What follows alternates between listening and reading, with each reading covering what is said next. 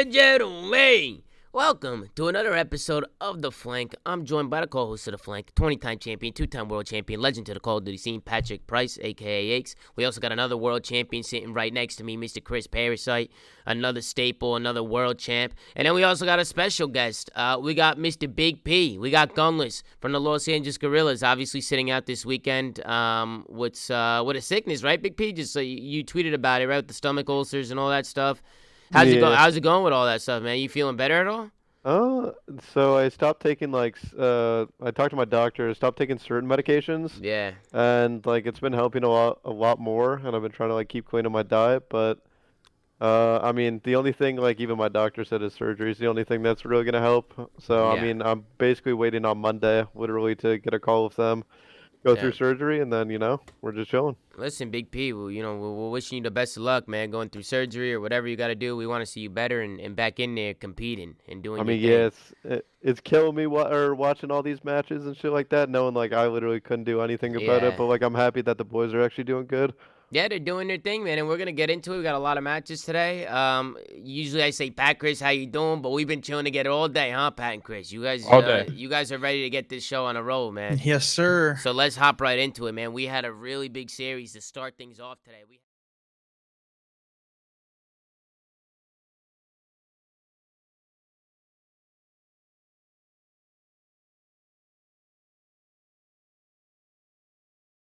No, No. you good? No, You no, might no. be muted on Wait. stream, but I hear you. I hear you. Oh shit, yeah. Nah, we're good. I got it. Sorry about that, guys. A little bit of production issue. We didn't talk about nothing. We didn't talk about nothing. We got a Tuscan Hardpoint, Bocage S&D, Tuscan Control, Berlin Hardpoint, and Tuscan S&D, two powerhouse teams. Optic, Texas, going up against the Los Angeles Thieves. What do you guys think about the vetoes? Anything? 3 Tuscans again, which was interesting. I like the vetoes. I think the first couple maps definitely were Thieves' best chance. I like the Bocage pick, considering it's probably Optic's least played S&D. And also, I brought this up, but Bocage S&D is just a small map, so it has a lot of forced teamwork aspects where it's kind of just you hit shit and go. Yeah. And it's you don't really require a lot of thinking, which definitely helps Thieves because they, when they have time to work, they've been making a lot of mistakes, so definitely benefits them on Bocage. I mean, it just sucks that LA Thieves lost the coin flip as well because they could have played Gravity Control. I mean, No you don't coin want to flip. play Tuscan. No coin flip, right? They were just higher seed. Oh, they were just higher seed? Yeah. Oh, I didn't know Is that how it's working? The higher seed gets the pick? Yeah, I I believe mean, so. yeah, so I mean makes that you're guaranteed to literally play, Tuscan Control, which is Yeah. their best map, right? So it's just you're kind of just chalked at that point. Yeah. Well, let's get into the map a little bit. We do have a listen in from Optic here in the midway through. Again, going into the second rotation is pretty much a tie game, which is usually what's been happening. I don't know if it's a Vanguard thing or what, or if it's just a game, but I feel like the first rotation is always just back and forth. And then the second rotation is where we see some things changing. But let's go into the listening with Optic Texas and see how the boys were sounding. I'm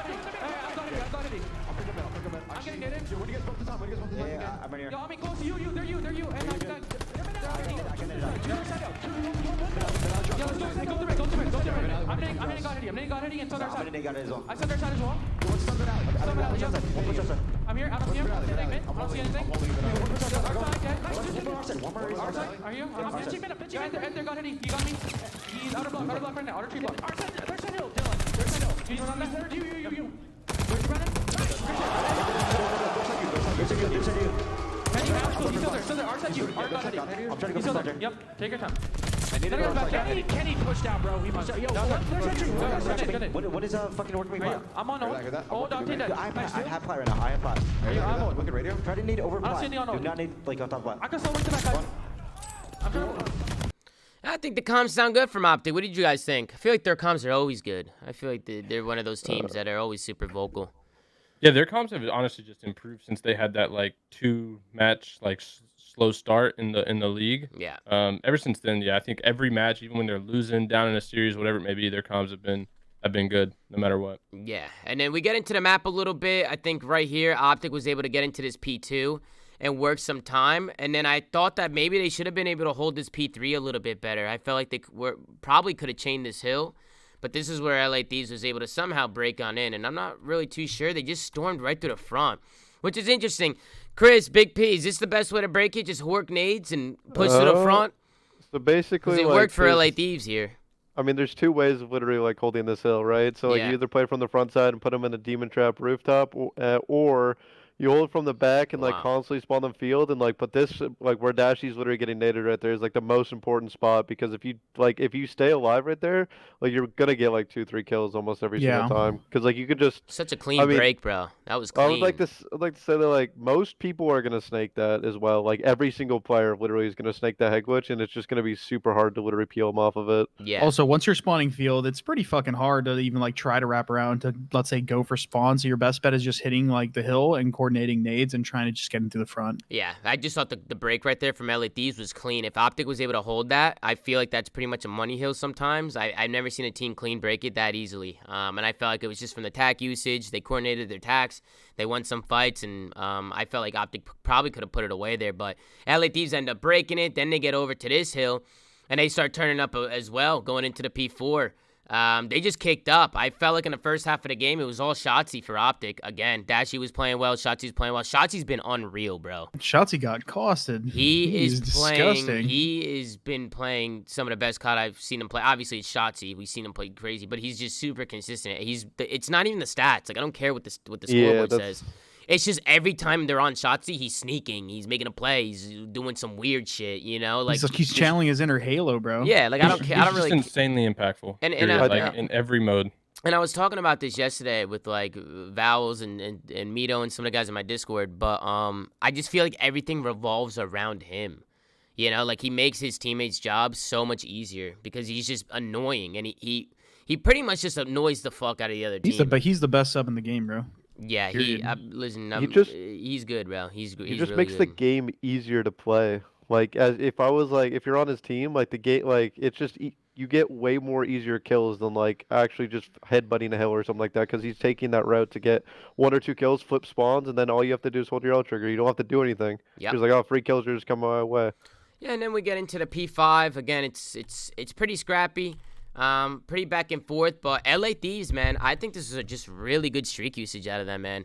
They end up getting together on their side. It goes back into a P1 rotation. Octane was able to pick up streaks, which, by the way, Octane was getting pooed on in the beginning, and then he just completely turned up, bro. I mean, Octane did what he did. He found a rhythm, I think, in the middle of the map, and was just able to pick up streaks and turn things around, man. He was a top fragger for them. Octane was one of the main reasons they won this map. He was able to just go rogue, bring it back a little bit, get some streaks, and because they were able to get those streaks, Octane was able to call it in, and that allows LA Thieves to break on into this P1 hardpoint and start getting some of that time back. And I think at that point, that pretty much sets up the rest of the map for them. Draza got a ton of big kills, goes on a little streak here, and then they end up like scathing through this map. But Kenny had a really, really rough series, I think, from Egg 35. Yeah. Stinker. He was having a really rough series, but I think Draza and Octane basically carried this team through till the map 5. Oh, even in the map 5, they were playing the best, I'm pretty sure. Yeah, I think too there was a few instances where Octane picked up the Volk, and that's kind of when he like started turning it around. Yeah, the Volk is interesting. What Celium was using it today, and what I found interesting with him is he was switching hills, switching his gun depending on hills. He was using an automaton for certain hills, and then using a Volk for other hills. I don't know if he was picking it up or switching classes, but I'm pretty sure he was switching classes. That could be wrong. Did you guys pick up on that, or was that just me? Yeah, no, he's definitely switching. He was switching, right? Illy was doing the same thing. Illy would use the Volk for certain hills. No, but I'm saying Illy would do the same thing. Like a lot of people are starting to kind of catch on to that, swap into that AR for to keep out their AR kind of role, but just for closer range maps or hills. Hills, yeah. And then we get into the second map. We get into a bow cage S&D. Right off the rip, Kenny's going rogue. He was definitely hit for him. Nice little highlight from him. He was able to find a couple kills in the first round. I think LA Thieves, this map got close and went all the way down to around 11. I felt like LA Thieves should have won this one a little bit cleaner. If anything, I felt like Optic should have won that first map. And this second map, LA Thieves probably should have won this a little bit cleaner. It got a little scary going all the way down to around 11. But what did you guys think? This was a fun S&D to watch. I was just basically just watching when we were watching it. I was saying this is a good map for Thieves, and I like the way they're playing because even at times when they were making mistakes, at least it looked like they were trying to do things together, and they were playing a lot more confident. They were sticking together, rotating the map a lot better, rather than just kind of like doing their solo shit, where they're just not working together as a team. They definitely look like they you know, they either talked about this map or they just were more comfortable on it. Well, it's hard to get finessed on Bocage. I feel like all the other maps they That's literally crazy. get finessed on in the mid rounds. Like obviously Hard to Shotzzy get had finessed as Shotzzy does this that. Well, I was This gonna wasn't necessarily say finesse this, I'm talking about, but this like the was the mid round game change. situations where like teams can outplay them and out-rap them and shit like that. They don't really get finessed. It's harder to finesse on Bocage because it's just such a smaller map. But yeah. But yeah, this is unacceptable. I mean, this was. I'm going right to this round because you know they were trading rounds. They were going back and forth. Scump was making plays and Shotzi's making plays in a 2-2 round. But this 1v3 was insane. I'm gonna go right to this. It was a 3-3 round. This was a super swing round for them.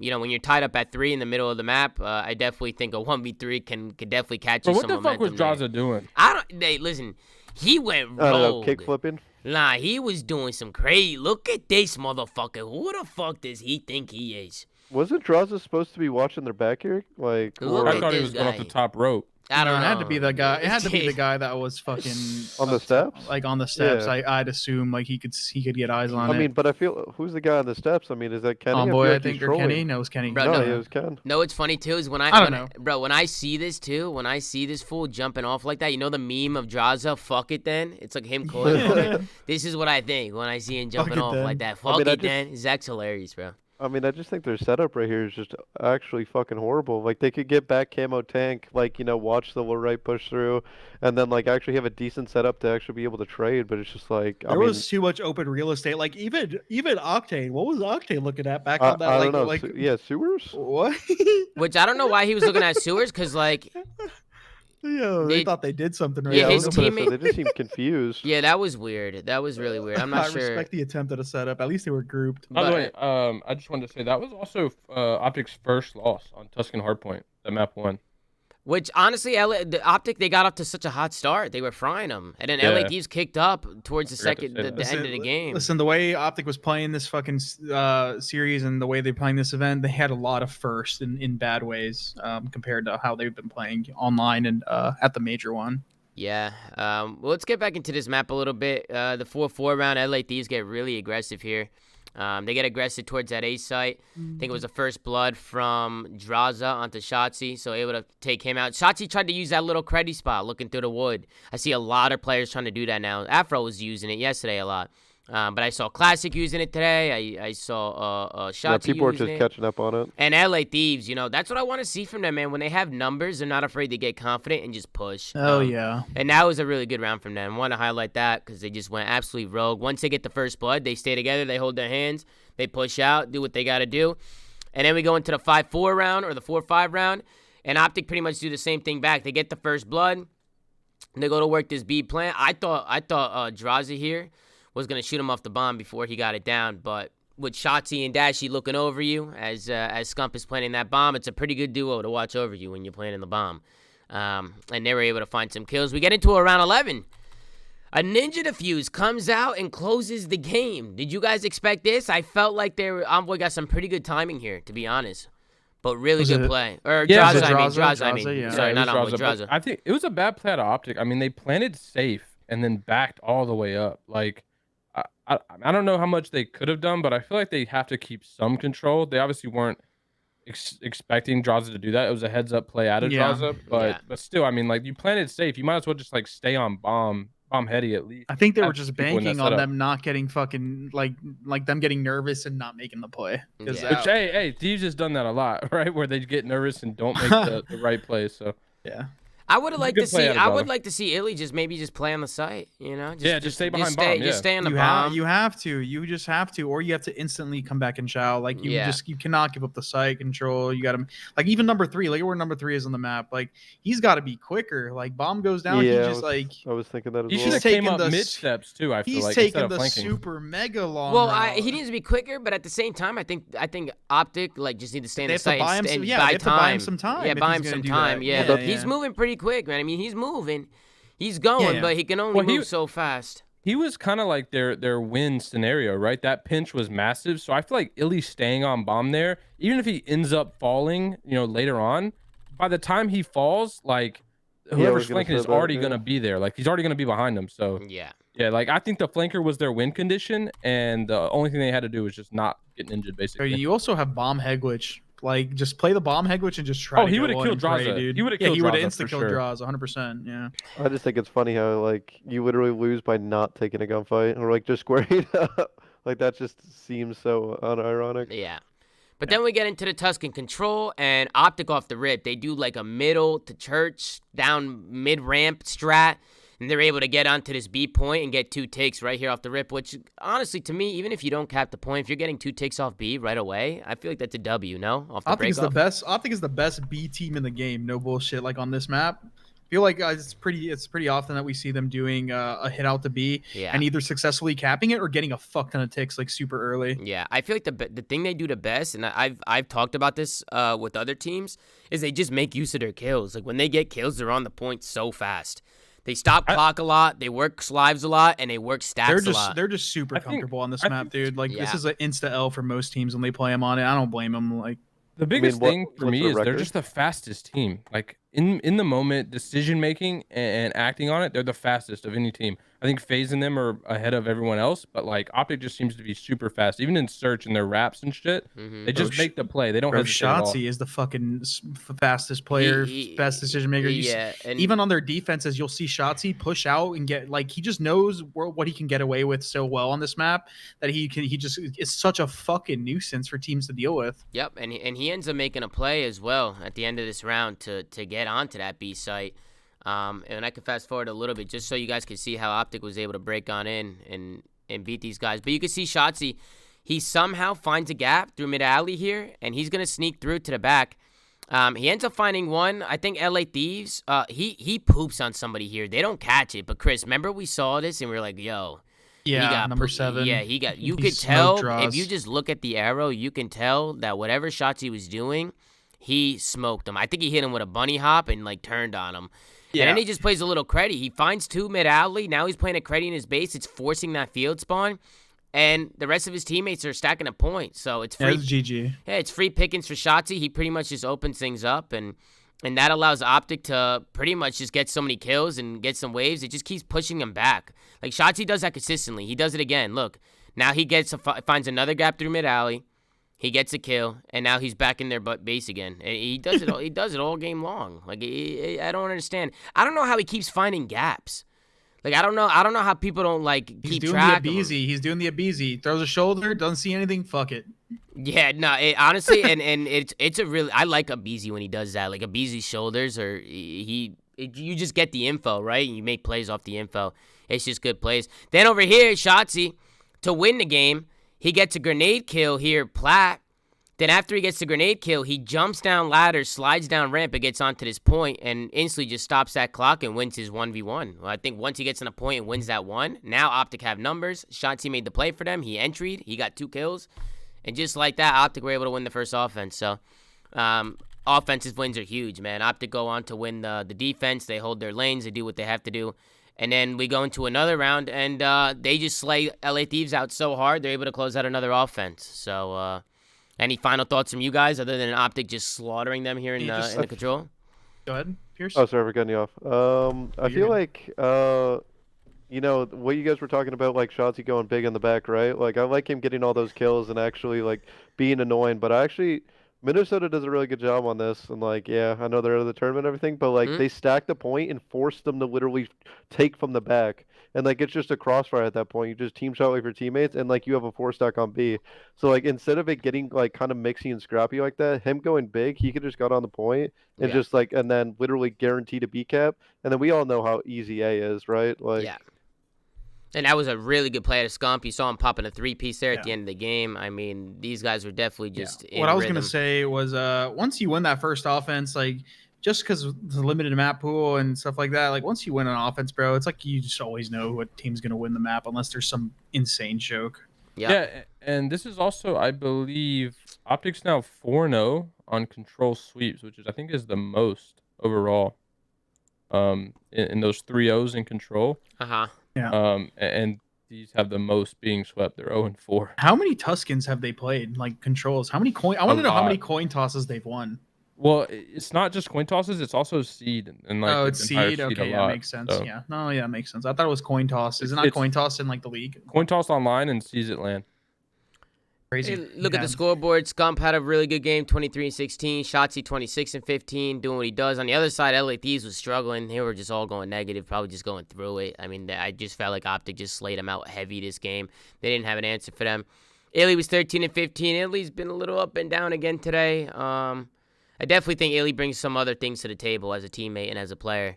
I mean, he's their main communicator. You hear Yeah. it in by their far. comms, Yeah, he's definitely. their main Yeah, communicator. and the thing is like when a player's doing that, like sometimes he might be sidetracked, and I feel like sometimes maybe Illy needs to focus on himself a little bit more and like get kills.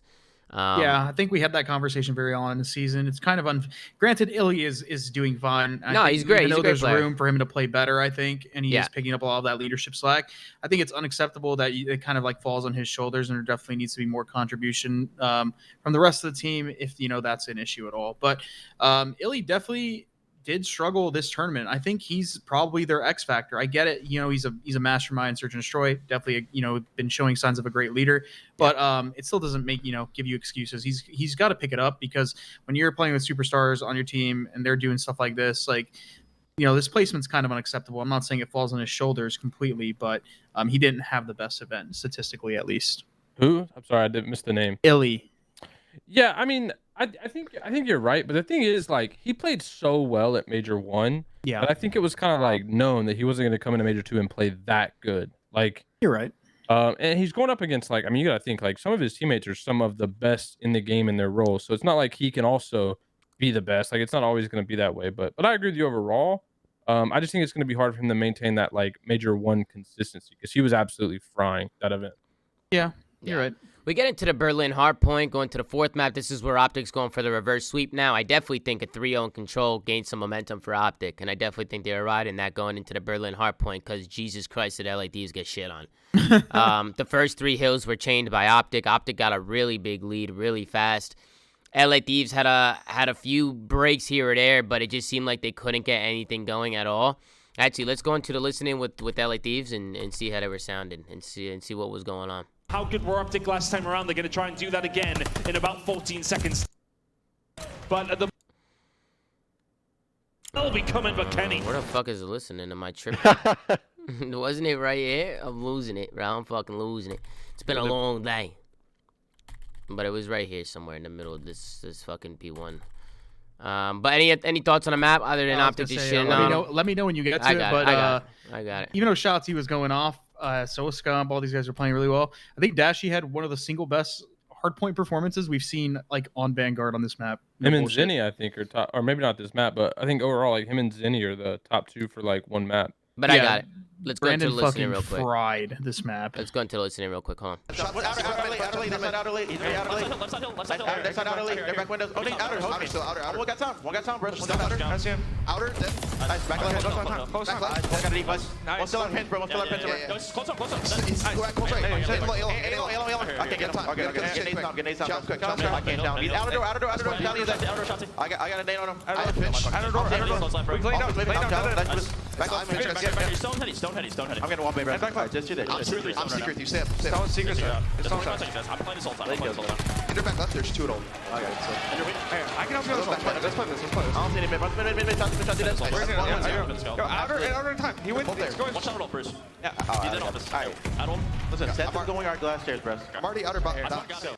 They sounded pretty good. I mean, they had a lot of energy. Only think problem it was I they think it were was getting frantic, smoked. personally. You But thought that's it sounded frantic? Yeah, I mean, it's just like there's no game plan, like it's not like you're talking to each other like how to break a hill or like I don't know, just little things that make the game a lot easier. They're also Yeah. just making a bonehead play. Like you Yeah. literally saw Kenny. Kenny should have just rotated. Like instead he hits like secret But, I mean, ore it's- with like an AR. Like he should have been at new helping the guy docs. And I don't know. They're just playing fucking I don't know, sloppy. just They yeah, also went into a listening when they were getting shit on, though. Yeah. So usually no, that I- happens.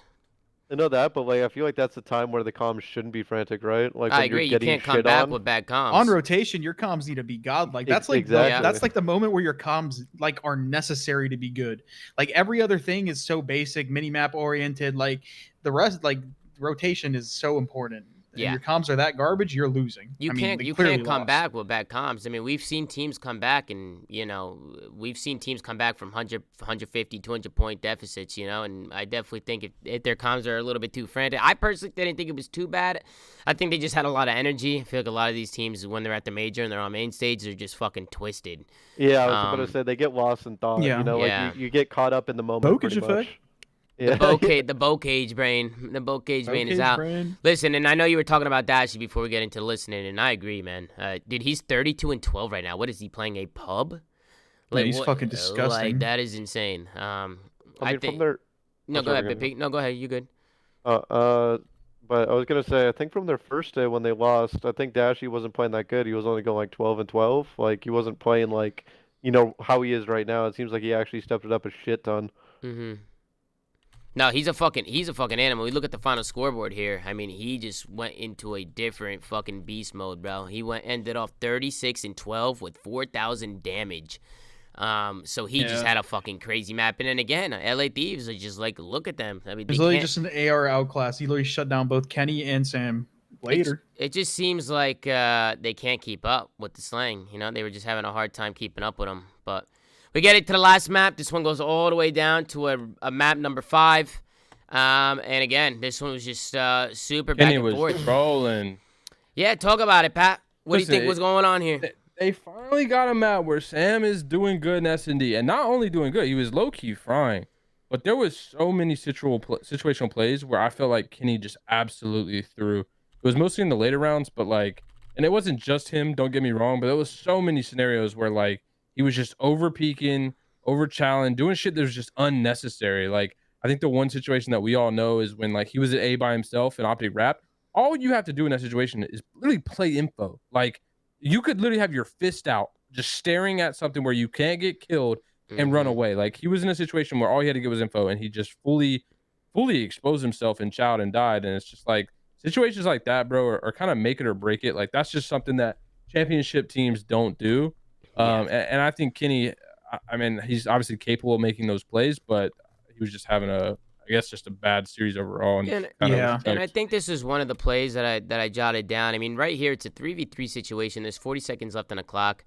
I think LA Thieves right now, they should just play for information. Don't challenge anything. They're all separated, right? They're all playing different lanes. You have Kenny at A.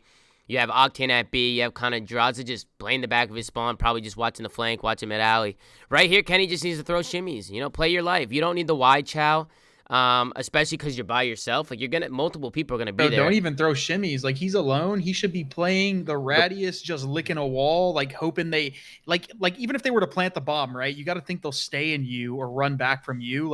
You'll probably just get a free kill on the guy leaving the bomb site. Anything like that, just literally licking a fucking wall. Instead, he's over peeking, not looking at the wide angle, which I feel like most people when they wrap to that site, they choose the wide angle. Why even be there though? Why is he pushed up? I mean, you're right. I'm just saying, if he committed that play, there's no reason why he should be playing it that aggressively. It's just kind of look like the old Thieves, I mean, the current Thieves, I guess, where they're just so indecisive. They're spread. They're not really doing shit, and the Optic just capitalizes on it. And then this right here, I mean, LA Thieves were up 4-2. Now, because of that round, I felt like they were on defense. If they played for the information, they probably could have won that one. Because Optic had a plan. Then it's 3-4, and right here, I feel like LA Thieves have to make a play to get this bomb down.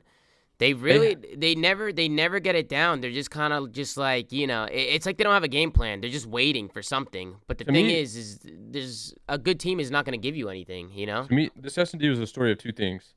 Thieves is the second lowest winning percentage when getting first blood on this map. So they lose the most rounds where they get first blood on Tuscan. And Optic's on the flip side where they convert their first blood into round wins 94% of the time that they get first blood. Even that round, not only do they hesitate to play, bro, they have Kenny. They just top allow fire, Optic to go all the way around. Immediately get it down. Secondly, after that whole thing happens and Sam gets this kill right here, they just run away from each other. Mm-hmm. Bomb's still here. Sam's pushing through. They have a guy in church. They're just not on the same page. It looks like they're lacking communication, or I don't know what's what going on. What is he doing in church? I don't even understand if he's in church, look at Sam just leaves him, and then he doesn't come with them. There's just no communication. They're just not on the same page whatsoever. And I think that's just a testament to how bad their S&D's been. And like I said, like Bokic might have gone good with them. Kenny had a good map, and Kenny had a stinker this map. But at the same time, You don't gotta think much. Bokic is not a map where you have to think much. They were almost like Black Ops 4ing things, and Yeah. you saw them doing that when they were winning on this map. And then they just started separating from each other. Like, what the fuck? This was a troll. I mean, look at this. Draza's pushing. The other two are staying on the bomb. He goes church and gets blooded. And then once he gets blooded, now Octane stays. The other guy pushes off. I mean, you're right, Chris. I mean, they're just all over the place. You know, they're not working together. And we see signs of light from these guys, and then we see signs of that, where it's just like, what are they doing? You know? Then we get into the 4-4 round, and this was a really good. I really love what Optic did here to get the first blood. Look how to get the first blood in this round. Illy and Dashy double chow mid. They slide out. One crouches. Illy stands. They practiced that for They sure. had to have practiced that. That reminds me of like a frequency strat. Like when Yeah. you would slide out mid Yeah. on frequency. I've done that on my challengers teams, like no bullshit, that exact strat, which is actually cool to see. But also, why the fuck is Draws hard channeling that angle? I Can don't I get a know. shoulder? What the fuck? Bro, I'm telling you, like, these guys played so well just to actually fucking throw their fucking brains away. dude. Draza thought he was playing New York. Because remember New York tried to Oh yeah, Yeah, I was yeah, just yeah. about to say Strat. that. I was just about to say that. Like, bro, these guys literally threw their fucking heads away, man. It's like Yeah. their head falls off on this map. It doesn't make fucking sense, man. I was actually Yeah. literally gonna say that. I was like, you know, when that New York match was happening against the Thieves, I was like, bro, I would have liked to play if it was 2 people doing exactly what Optic did. If like New York did that, but they sent 4 people straight line. Draza said, "Damn, I've got a free 2. Fuck it then." Look, they get blooded, and then Kenny's solo in you, and then the guy that was with them runs away back church again. Like, bro, do something together. And then Optic, they go up 5-4 now. Again, it was 2-4 at one point. LATs aren't winning rounds anymore. They're just throwing them away. And then Optic were able to find a first blood here in this last round. Shotzi was able to get a good grenade kill, which I don't even know where the fuck he threw it from. I mean, we could go back and watch it. So he threw it all the way from back radio stairs. Horked the grenade over the top and was able to find somebody all the way back roof. So just a really good nade. I don't know if they coordinated nades. I think Nah, maybe no way. I think he just did that one. I thought maybe Scump might have threw his nade with him, but I'm not sure. Like maybe You try telling to me get... they synced that Look up? at that to spot, throw by a the nade way. to Is that actually Well, a look, thing? they're Did he both just here. expose? I don't know if Scump threw his grenade here with Shotzi. Yeah, they both threw. Look, they coordinated nades, Pat. They coordinated that. Did Shotzi just expose that on stream, Yeesh. by the way? That spot, that wall bang? I wonder if that works. I'm assuming Yeah, it does if this- he's done it. If he's wall banging it, it probably works. Yeah, it probably works. That you know what that That is shit right is about to there. get either G8 Yeah. or Bana. You know what that looks like to me? A fucking Team Summertime strat. That's a TST strat right there. That ass, like the ones they were doing on Desert Siege. Yeah, Nah, that looks yeah, like that looks like the Berlin strat in Major 1, bro. He's got another one up his sleeve. You remember that where he wall banged through the window? Yeah, no, that was insane. So you can see here the boys are getting really hyped up, and Optic was able to clutch the match. So good plays from them, man. Good plays from Screaming. them. Honestly, man, just talking about the Thieves, I get it. You know, they went last map with Optic, and they definitely looked better than they did online. But, like, bro, this is 2 series in a row versus this same team. And I know, like, they consider themselves, you know, a championship caliber team just by, you know, their roster. They got to do something. And a role swap, I don't think is going to fix it, man. And I know, like, they're pretty adamant about keeping the same team. But, yeah, the maps are close, but they're getting outslayed by 3 million. Like, you got to expect that at some point, them getting outplayed by 3 million and barely, you know, clutching up maps isn't gonna fly in this league. Listen, Apparently something's gotta TST change. apparently TST found that spot, by the way. That's what everybody's saying in the chat, which is hilarious because that, Oh, that okay. looks, That's that actually looks like a funny. TST strat. Listen, I'm just gonna say it, bro. I think this roster has the same issue, not for the same reasons, but just the same issue that New York had. Ken and Sam, one of them got to go. They can't be on the same team. I mean, just it's can't. weird because, bro, you watch them play and it's like, well, they could have won the series and they could have done a lot of things differently to win the series, but they don't. They just make a lot of just like boneheaded plays and boneheaded mistakes, which honestly, from a team like LA Thieves and the roster they had, I didn't expect them to be that type of team to be making mistakes like that.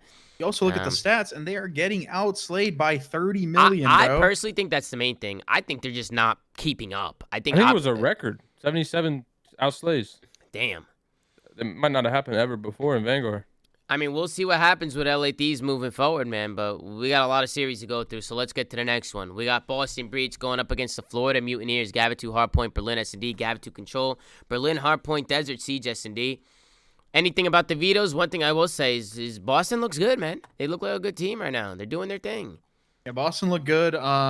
But on the Florida side, they do look better than everyone else. Everyone gave them credit for. I like the map set for them. I think this is a map set that they have been comfortable playing. I think they like Gavutu, which is fucking 4 expected, by ARs. the way. By the way, they're because running they 4 run ARs. because they run multiple, like 3 ARs at least, maybe 4 ARs, which is fucking unironically. We said on the flank, it's like, bro, they have 3, and on the flank, but on the reverse sweep, we said, yo, they got 3 arrows on their team. Reese may as well pull out a 4th one. It might be the fucking secret strat that ends up winning the fucking maps. Lo and behold, Reese Vivid tweets out that he's using an AR 80% of the fucking time. Yeah. By the way, They also only play. I swear they only played Gavutu today. Like in every series, it was like the map that was played every time. And Gavutu and Berlin.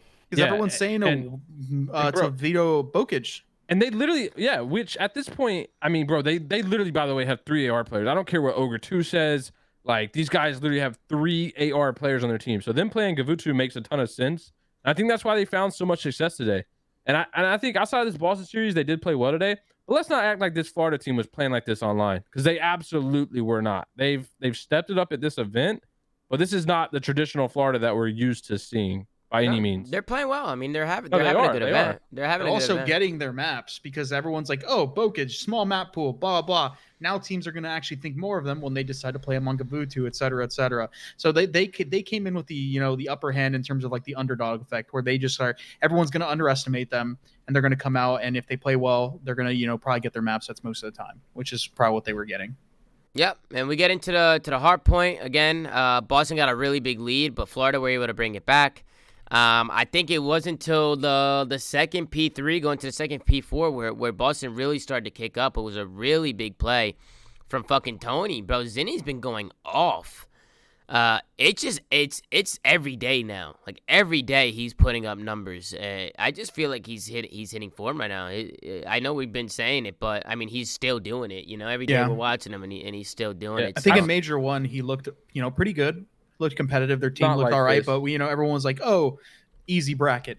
But now it's like I said, it's undeniable now. Like, granted, they're still not fucking. They haven't played FaZe this tournament. They didn't get to play Optic and stuff like that. Rosini is doing his thing. He is fucking world starring. Everyone he's plays, he's playing phenomenal right now. Yeah, you can see right here that Boston was able to chain 2 hills, right? They chained that P2 over to that P3. Tony was able to find 2 kills there in the cross, and then I just love the play he does after.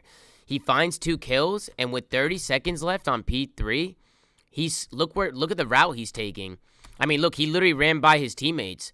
Tony gets the entry. He runs by his teammate, number 1, Capsule, which Capsule is a sub player. You would think he would be the one doing it.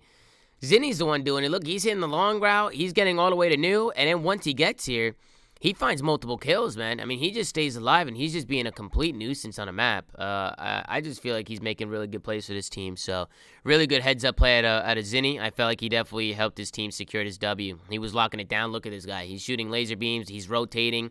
He's being annoying. He's just making his teammates' job a lot easier. So You got to think he's putting the weight back on. That's all I'm saying. You think so? You think he's You getting gotta- fat again? You got to think, like, he's getting fatter. He's shooting straighter.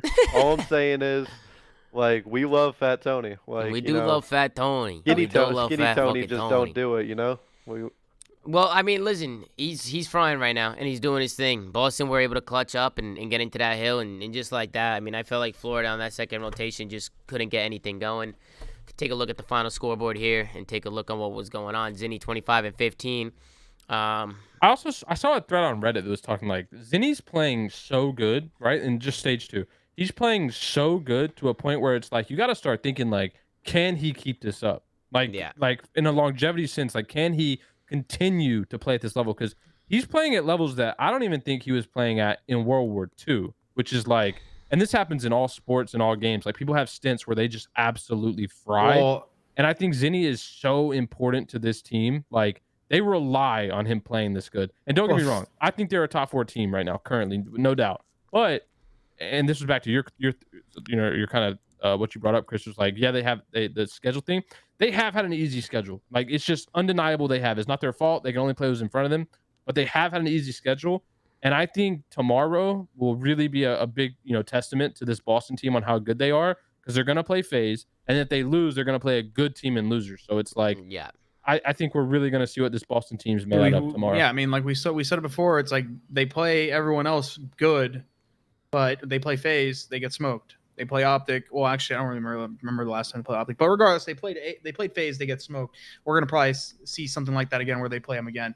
So I don't know. We'll see how they do. But yeah, Zinni's been frying, and I think again, I think if Zinni keeps this up, man, he could go for another MVP performance from the last time he won a major. This event, yeah, he's getting undoubtedly MVP. What was Yeah, that? there's no What was question. that quote that Zinni says? He's like, try fucking MVP stat Try stat category stat Yeah. leading MVP. Oh God, bro! Listen, if he gets MVP and they win this event, we're not gonna hear the bro. He's Oh, gonna yeah, be we're not gonna hear yapping. the I actually might block him on Twitter and then like IP fucking restrict him from my router from joining any team speak and anything else. No, You know, the only it's good not a thing bad that- idea.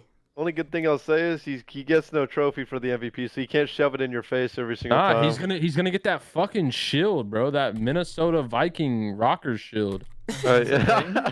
Yeah, have you not seen the trophy for this event? It's a fucking There's Viking actually it's like a there's actually shield or some trophy? shit. I did think not- Rocker did not probably know made that. one. Maybe Yeah, Rocker, Rocker made a shield, Rocker bro. made it. Yeah. Well, that's awesome. Good Well, for that, listen, man. at least they're making a fucking trophy and they're giving a trophy. Because Yeah, no, Optic, that's Optic good. won That's the cool. major and didn't get anything. But I wanted to show this retake, man. We get into the 2-2 round. We get into the Berlin S&D. A little back and forth the first couple rounds, and then I thought this was a pretty good retake. I don't know where Reese was going there. I felt like Reese probably should have played his life. I don't know if Tony spotted him or what, but Reese ends up overchallenging. And now Boston's going to get aggressive. They're going to storm out into that site. They're going to hit these lane flanks. TJ gun skies right there. Just a really good retake out of them right there. And then we go into the 4-3 round. And this Florida, they did the same thing. They were able to retake right back onto Boston.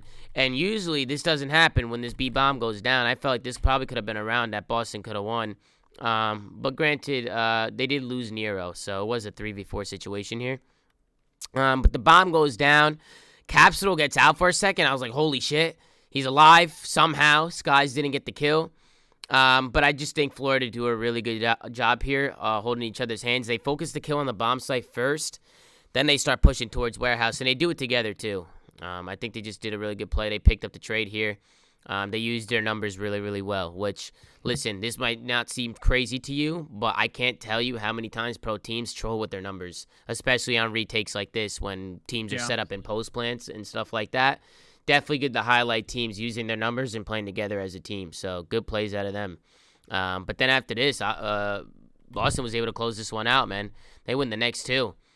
And honestly, I don't even know what they did. They just held their lanes on defense. They were able to win the defensive round, and then going into the offense, they rush B, and they go crazy. They go Boston's rogue. just such a fundamentally sound S&D team. I mean, they all have they have S&D stars in their team. Nero, Cap, and Tej are all S&D players. Like that's like the game mode they shine in, and it shows in their matches. They're really, really, really good at search. Yeah, so they Also, win. They win. icy, Yeah, they're which is icy. an underrated thing. Like being IC, like that's underrated. Yeah, you can see they win the defensive round. They go up 5-4. They just kind of play their lives. They don't do anything crazy on defense. They just hold the map. And then on the offensive side, they rush B, and they're not afraid to chow. TJ just rushes outer. He picks one. They get the bomb down, and they're set up. It's a 4v1 situation within 30 seconds. So just a really good play out of the Boston Breach to get aggressive and close out this game. I love how they change up their pace, man. Sometimes they're playing slow and they're spreading the map. Sometimes somebody's playing a late flank. Sometimes they're hitting shit out. Like, they have a lot in the book. And I think that's definitely why they're looking really strong in S&D. And I don't know if you guys agree with me or not, but I just think they're very adaptable. Take a look at the final scoreboard. TJ's going 10-6. He's dropping double digits. Love to see TJ doing his thing, man. I didn't think I feel like TJ's been kind of like under the radar a little bit. We don't even talk about TJ that much, but TJ's been playing really well. I feel like him being slotted into that flex role is like the perfect fit for him. Definitely. Yeah, I think the same, you know. I mean, him being able to do his own thing, being able to choose what gun he wants to use at any given point. I mean, definitely a lot more freedom. Just, you know, the flex role, it's definitely the hardest role, like, out of any role, like, in the game. Yeah, I just feel like TJ can fill in the gaps and play his game. You know, he's always been a really smart, talented player, and when you put him in his element to just kind of free roam and do what he's got to do, you know, it's just a good role for him. I think it fits him. But then we get into the Gav 2 control. Florida, they come out, they win the defense. No surprise there. They just hold their lanes, just every other Gav 2 defense. But then they were able to clutch up on his offense, and I think it was just a slaying power from Florida. I was mind blown at how many times they were able to stop the clock and just drain some of these lives down from Boston. Sometimes you just see Florida really show how talented they actually are. You know, Yeah, they got 4 ARs. on Gavin. They got 4 ARs out. I'm Um, tired of this. No offense, my boy Tom Ryan, Ogre 2. This guy acts like he doesn't have hell ARs on his team. And what do you know? At the event, they're doing the best. What maps are they playing? Gavutu with Running 4 4 ARs. Yeah. Bro. But Anyways, but I mean, it's working for him. But you yeah, know, it's just like it's just funny. It's just a meme at Whatever this it point. takes, right? Yeah. well, now that you see them running 4 ARs and finding a lot of success with it, you think other teams are gonna start running 4 ARs or what? Yeah, I've Yeah, been said I think they said this. I think like Shotzi does it the best because he's probably one of the best, if not the best player in the game. But like when you have a talented submachine gun, those players can keep the pace no matter what gun they have out. And like Yeah. Reese is one of those players. Reese is a talented player. Like he's always been a talented player. Yeah, he he's might not good. have the He's best really good. results, but he's skillful. So it doesn't matter what gun he has. He can use an AR. He'll still keep his pace and he'll still play, the way he has to play with the gun. I mean, at the end of the offensive round, Reese is 19-5, man. Like, Yeah. he's playing good, and then he starts off the round with another 2-piece ringside to go 21-5. I mean, this was an absolute just smoke show. What's going on with Boston in control, man? Why are they so bad at control? What do you guys think it is? I think it's mostly this map. I think it's not so much. I mean, I think they're a bad control team, but I think they're even worse on Gavitu, in my opinion. I think it's the map they get the most. Yeah. But also, just talking about that AR thing, by the way, you also get the fucking pistol, the GOAT pistol. This thing's as good as stuff. Pocket Anyways, shotty. Might be better. No bullshit. Yeah, we could take a look at the final scoreboard here. I mean, this guy Reese went 22-10, double pause. Awakening was 20-11. Skies and Dave Patty are doing their thing, which, by the way, the whole team's been playing really well. The whole Florida team's been slaying out. Tough match from TJ. Zinni with the 7. Everybody was spamming 7? Just like fucking Doug and Formal with these fucking 7 bullshit. But and yeah, when Zinni. he's playing that well, the majority of the time, he's allowed a stinker here and there, man. It Yeah, happens but to the best of us. everybody's gonna get stinkies every once in a while. It's no big deal. But then we get into the Berlin Hardpoint. And again, I feel like this is a good map for Boston. I feel like Berlin is just where they thrive. Yeah. There's something about just their roster on paper where I just feel like it's easy for them to get mixy and to switch lanes, and especially somebody like Capsule who's got numerous clips on his map. It's just a good map for them, and I don't know if you guys agree. Yeah, it's been one of their cornerstones on the hardpoint front for the last 2 stages. Yeah. And honestly, going into this one, it was pretty back and forth until the P5, which Florida was honestly able to milk a lot of time on this P5, which, man, I'm pretty impressed that people are locking down time on this P5 now, because when I be playing that shit in ring play, I just be getting naded up the asshole. You know what I'm saying? I feel like teams are just, they're finding ways to push out cuts and hold lanes where they maybe just can't get nades off. And they're just finding good angles. They're just kind of pinning teams back. Florida just did a really good job milking it and building their lead a little bit, but it didn't last. I'll be honest, Tom. I think they're just fucking bricking. I think they're just Big- not hitting the Big nades. P, and that's think- crazy too. Like pro players missing nades, and they can't hit their nades, which is like, Bro, have you seen the Gavutu ones? They're even Oh, worse. dude, don't get me started. Those ones gives me nightmares. because I don't know. I just see people sitting on this P5 hill, and I see people coming off spawn. I'm like, how the fuck are they not getting naded? Like, where are the nades at? Like, you should always get, like, killing the guy off time is huge on P5, because it's like, if you get in that demon trap, right, like where they're spawning back left, like in that little train room, like, you can get a lot of time, but since, like, if you hit your nades like you're supposed to, like, it just stops, like, the whole flow from, like, happening, and, like, you're actually, you can breathe pretty much, is what I'm saying. Like, you're not just in, like, a deficit. Yep. And then we get into the second rotation of hard points. And Tony, again, was able to make some plays. I think Boston was able to lock down a lot of time here. You can see Sky's trying to break it. He's going to try and go all the way around the left and try and get him from behind. And they make it mixy a little bit. Florida do their thing, but I think the heads-up play, again, just comes from Tony. With 30 seconds left, he's going to be the one that kind of gets out and flips those spawns and allow Boston to maybe change some hills here. I even think here, now that they flip with 20 seconds left, it's okay if somebody still wants to hit scrap and contest and be a nuisance, and that's what they do. They go for it. They try and contest and try and be annoying. You see Tony, once they flip the spawns, he's going to get aggressive. He's going to pick up that scrap time, but Boston troll a little bit here. I feel like Boston definitely could have took the game away here, but Florida somehow were able to get in. And Big B, talk to me a little bit. teams are always breaking this hill, going through, pushing the back. Why aren't teams prioritizing the back? I feel like people are pushing the back. They'll get 1 or 2 kills and they just break the spawns like that easily. I mean, yeah, usually you want like, somebody holding like back crane or like, those back steps where a lot of people play. I believe Dante played it today or Sib. You put like the back left heady. A lot of people do that. Some people push up docks, like, and then usually you get like main fire control to like help the guys street. But like, Yeah. I mean, I don't know. It just seems like even a lot of people today, not even just this Boston Florida series, just like give up the back, just allow them to like walk up and just get the spawns for free. Like the spawns aren't that hard to actually get, like to actually block. It just like feels like no one's even fighting for them, you know? Yeah, I agree. I definitely agree. And Florida were able to close this map out. I mean, Boston right now, they're trying to get into this hill. Florida rotated to this, so they were able to make a little bit of time on it. And again, now you can see as it's going over to that P5, you can start seeing some of these Florida players starting to take some routes and starting to get in here. And again, they were just able to milk some more time here. I don't know how Florida's able to do it, but they push out those cuts. And here you can see Reese, right? Or not Reese Awakening. He's going to take that long route. He's going to go all the way around on his P5. And he's going to try and make a play here. And somehow Florida are able to break into this P1 to close this out. What do you think went wrong for Boston's setup here? I definitely think Capsule's going a little bit too rogue, man. You got rotation. You might as well play a corner, hold your lanes, maybe hold an L trigger, and let the play come to you. But he goes a little bit rogue. He ends up falling. I think you just see the the lack of discipline that kind of haunts this Boston team sometimes. And I think they probably get punished more by the super top teams. Like they're gonna play FaZe tomorrow. They can't afford to be making stupid bonehead plays like that. I agree. So, Capsule's running out, and they already have Nero pushed up, so I don't think they need everybody getting pushed up. They don't all need to go rogue. He could have literally sat that door and just preempted it and It was just just waited too for easy. a guy to hit it It instead was of just just running too out. easy. Florida waltzed into this P1 like it was nothing and took a beige. I mean, number 3, literally, I don't know what TJ is doing. He's holding the pinch for way too long. He needs to be helping like the guys on time. Wait, like, no, even him holding the pinch isn't bad. It's like Nero's in a good corner. He's looking outer. The guy on the hill is actually watching that I doorway. think that play's I mean? bad as well. I'm not disagreeing with you on that one, but TJ like just sitting there holding the pinch for that long, like I just feel like you kind of know that they're hitting the front, judging by like I don't know, getting kills and like trades going down, right? Like no one's pinching.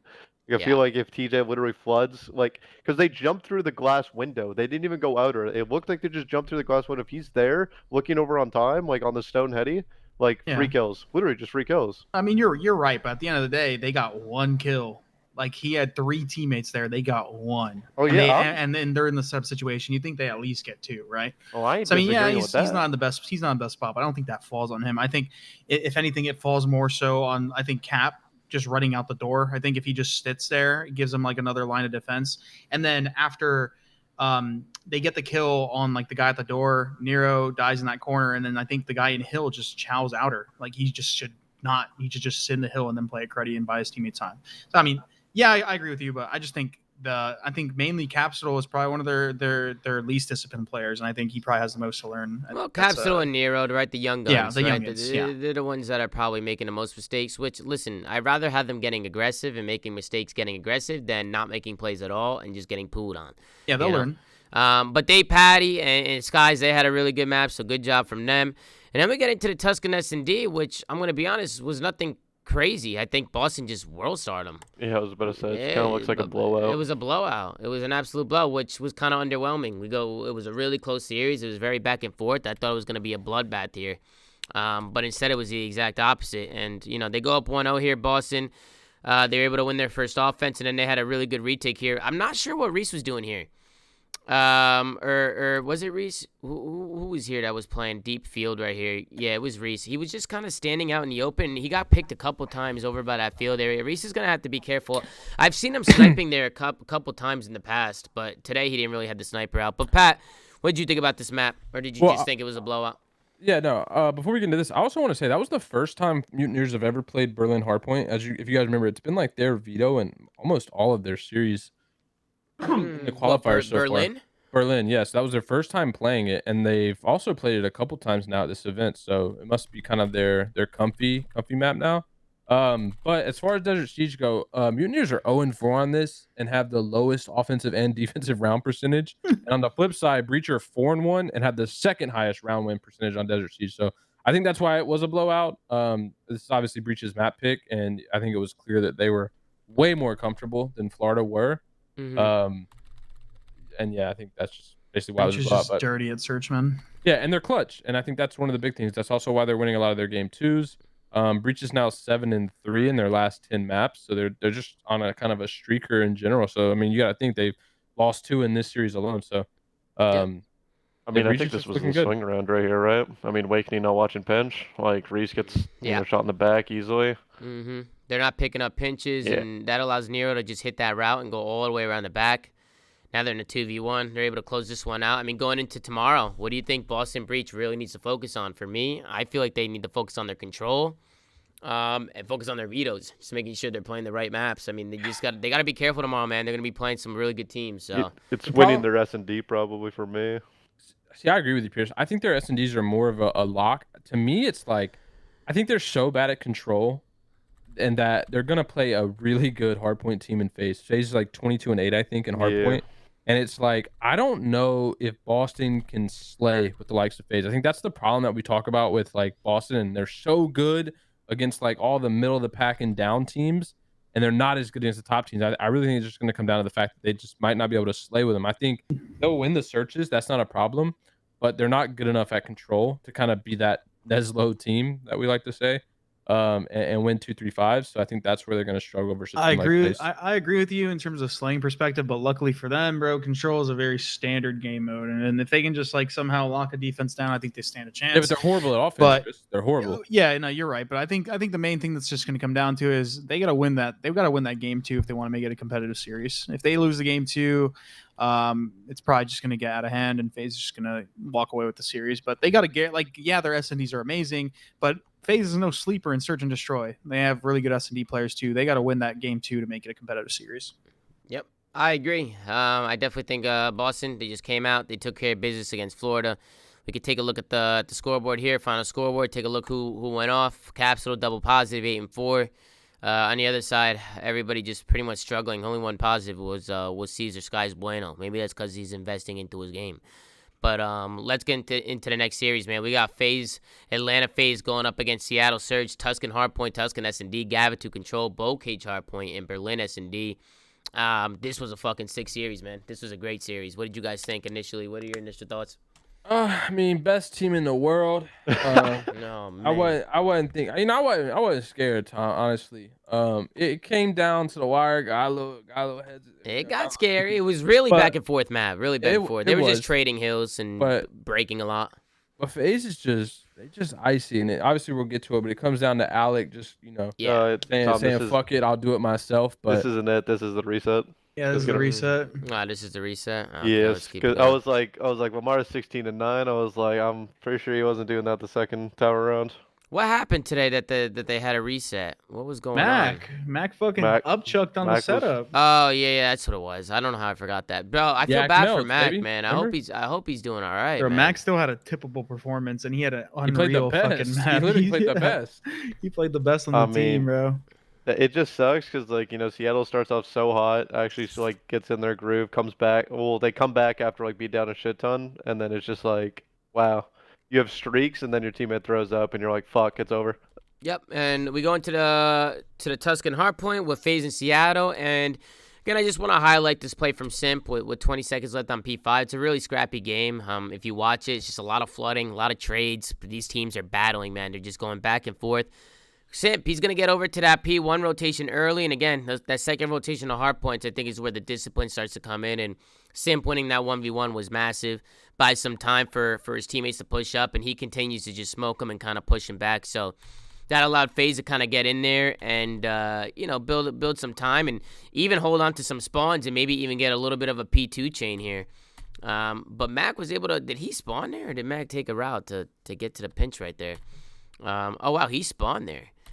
Interesting. Wait, what the? Hold on. What? He spawned. Whoa. I think he whoa. wants. Stop whoa. pausing. Hold on. Why did he Listen, spawn listen. there? There's a What lot the of hell? situations on this map where we're just like, why the fuck are people spawning here? Yeah, dude. I Oh don't my know. God, I must That have, like, been right Spawns- here. Spawns are just horrible in this Think game. think the about fuck? FaZe right here. FaZe should be able to close out this game here. Look, they have Seattle pushed back. They're shitting on them. Look at the kill feed. Look at the kill count. I mean, Bro, everybody people on literally FaZe just is spawn positive. on pinches, bro. They literally just spawn on pinches. in this Celium's game, nonstop. 25 and 11. I I mean, want to be that guy, Celium's but I don't popping know off. if anyone pointed that shit out on Twitter. But No, they didn't. there was They didn't. there They was didn't. some other ones that were pointed out. Yeah, We'll talk because about I later. don't want to say it's really just the Optic ones that get pointed out. The FaZe ones, the Florida ones, the Surge ones. Those don't really get brought up as much on Twitter, but it is what it is. I do want to say though, Surge have the 3rd lowest average points allowed on Tuscan Hardpoint, and again, FaZe I think now is I don't know. I guess they overtook this record at this event, but they're the best hardpoint team in the game overall, in terms of win-loss percentage.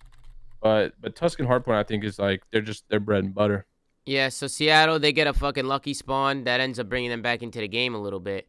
We get into the P3. Seattle, again, able to milk some time. They had rotation to that one, so they were able to bring it back a little bit. And then they get rotation to this P4, and I'm like, Seattle might be able to do something here and bring this one back. But then Mr. Tyler Abizi says otherwise. He's going to play a corner, and he's just going to do what he does, man. He's going to throw those hard shimmies, those hard cameras. He's going to pop 3 and break on into this hill. And that's just some individual play from some of these guys. Do a lot man. of teams do this, or is FaZe like the best at it? But I swear to God, they be throwing nades into the church from like their spawn point and field. Because I don't know if you saw, but a nade blew up in the church, like right next to Sib before he died. Most teams actually took that from LA Thieves, believe it or not, because they were the first to do it. It's actually sick. That's interesting. Yeah, people are learning their lineups, man. It's good stuff. And then we get into the P5, and towards the end of this game is kind of where Alec just turned the fuck up. I like the play that Alec took here or made at the end. So he's gonna kind of get like a split spawn. He's gonna push up with his teammates, but instead of force flooding the hill and just dying, his teammates spawn out, and he's gonna hold. And instead of just flooding hill, he's going to keep this pushed out, man. He's going to be annoying. He's going to keep it pushed out. It's going to buy some time for his teammates to kind of break into this hard point. And FaZe, they were able to close it out here, man. They were able to flood in, and it was just a good play out of them, man. I feel like because of that shit spawn, this map was a lot closer than it probably would have been. Yeah, I agree with you. And I think overall this was the Cells show, dude. Cells just been playing lights out. And I was going to say, let's look at the scoreboard. MC was 33 and 20, man. I mean, He was swapping guns using the Volk and the what is it called, the Automaton. Yep. And I think the Volk, bro, like y'all might have just like made Cell even better because the Volk suits him. Like he's got hella good movement, and the one thing about that gun is it's fast, snappy, and you have the strafe of a demon with it. Like he's going to be even harder to kill if he's using that gun on certain maps like this or certain hills. Yep, I agree. I agree with you 100%. Then we get into the Tuscan S&D. FaZe, they just run at them for the first 3 rounds and kind of just bully them. They go up 3-0 quick, but Seattle, they were able to bounce back, man. They were able to bounce back a little bit, and well, not a little bit, a lot of it. They end up winning this map. And I think they just started to adapt. They realized what FaZe was doing. They were playing really aggressive. I think Seattle just started to wait, try and get some picks, maybe play their numbers a little bit. And they do a good job. In the 3-2 round, there was a really big 1v1 here from the FaZe boys. Take a look and see what happened. But FaZe are on the offense. They're trying to get the bomb down. And right here was interesting. I think, who was that planting the bomb? Alec was planting the bomb. And then you can see that's Dante who's going to push you. And I thought he was just going to shoot him off the bomb. But somehow, Alec gets out of there. He gets out of there. Simp wins a really big one-on-one on the B side of the map. And what does that allow them to do? That allows them to rotate. As soon as he wins that 1v1, Alec makes his move towards B. You can see Celium starting to make his move towards B. Alec's going to win another 1v1 in Church. And just good plays coming out of FaZe. I think that 1v1 from Simp was a really good play. I like how he soloed out that guy over on the B side. And then we go to the 4-3 round. That's kind of where Seattle started to bring it back a little bit. They do a rush beat plant for the 4-2 round. We go into the 8th round here, and what I really like about Seattle here is they don't push, man. They get map control, but they stay patient. Sometimes you see teams, they'll get map control, but they go rogue. Like they wide chow or they just run at them and they do super shit. But Seattle's in a really good setup here where everybody's helping each other. You know, you can see on that left side of the map, it's going to be Pred and it's going to be Dante. They work off each other really, really well here. They're able to find themselves the first blood. And FaZe are kind of just sitting back because I think they're trying to toy with Seattle a little bit, like maybe try and break some ankles. But Seattle doesn't fall for it, man. They hold their lanes, and they're doing the Lamar special, man. Yeah, I don't know. I don't like this from FaZe whatsoever. I mean, Alec They're just definitely taking too got, much time, there's right? just too much time. It's just Yeah. like literally you're doing nothing. Like if you're gonna do something, like go towards A, try to trade out, the kid that killed Alec, right? But like, I mean, they're not even trying to do that. They're kind of just running around. They don't know what they want to do. It just seems like they wasted a good old minute to expect Seattle to try to do something. But like, this is like that. The stuff that Seattle would like screw up on would happen in a scrim. Like this is not gonna happen in a tournament. Like they're not gonna give you. I any think they probably freebies. just had like an initial plan. They got nothing from it, and then they gave up the entire map control, and Seattle just didn't make a mistake. And then listen, we go into the next round, right? I mean, this is the 4-4 round. This is a really, really big round here. And Mac himself, the guy who was thrown up, the guy who's sick as a dog, this guy finds a two-piece right off the round. FaZe tried to bully out A. They tried to bully out A, but Seattle, they weren't having it. Mac was able to find 2, and then Pred runs at him and finds another 2. FaZe just got caught with their pants down right there. Did they not beat them to the side, like that spot on the map? Interesting, like, right? I I think they can. They can. They just weren't hitting it. I don't think. I think they might have been lining up shit, but they definitely can. Yeah, it feels like they were a little slow. I don't know. It's Big weird. two-piece for Mac in that round, and then we go into the next round, and Mac does the same thing again. He pops another big two-piece in this round. It starts off with a couple trades going down, and Mac he bullies FaZe here, man. They try to rush out on him. So Mac plat. was literally having a flu game. He was having a flu game here. I mean, right here, FaZe have numbers hitting this plat area. They were sold. They could have sold Mac out here, and instead of getting the trade, Mac finds 2. And just like that, it's a 2v1 within a minute. FaZe try to make a play. Seattle's undefeated on Tuscan, and I feel like they've had so many fucking close Tuscan games. Like almost all of them that they've played have gone down like to the wire. Bro, they should have lost, but fucking Lamar literally 1v2. No, yeah, and Rocker. Dude, he 1v2 that one. He ninja'd against who did he ninja? Was it Optic? Thieves, I think. Thieves, maybe. Yes. No, I think it was. Yeah, it was Thieves with Envoy and fucking Sam ran to the back yeah. of the map and picked their nose, bro. Bro, they clutched up like I think they're just super icy on this map. They obviously haven't lost it, but there's so many situations they should have lost on this map. Wasn't it a 2v2 against Optic on the might first have been, match? bro. And Honestly, it was it's too many to count, bro. yeah. I mean, I was about to say, I was like, I mean, it gets to a certain point where like you're in a bomb down scenario. Like, yo, Lamar's alive. Yo, he's probably gonna hop it. Like, damn. What map did FaZe veto? I'm trying to think now because obviously they're Surge is 5-0 on Tuscan S&D. Why are they letting that through? But hey, they did it. They did it right on this one because Surge is 1-6 on Gavutu control. So obviously the right pick here. Bro, I'll be the one to say it. That's probably one of the most annoying fucking things about this game right now. Coin flip or seed or whatever dictates who wins the map most of the time now, just because of like there's pretty much a huge disparity in terms of like what a team's good at. Most teams are not very good at both maps. Like I think there's probably like Optic that's good at both maps, and and FaZe, the two best fucking teams in the game. But right? even then, Optic like only picked Tuscan online. I know they're good at Gavutu, but like online they would just. I mean, if they have their choice, they're gonna play Tuscan. But yeah, I think, dude, there needs to be a fucking third map or get the game mode out. I would much rather find a way to play more hardpoints and search and destroys than to play a fucking coin toss control. Not to mention the fucking game mode makes me fall asleep half the fucking time. Don't ask me questions about the map because I don't know anything about the map.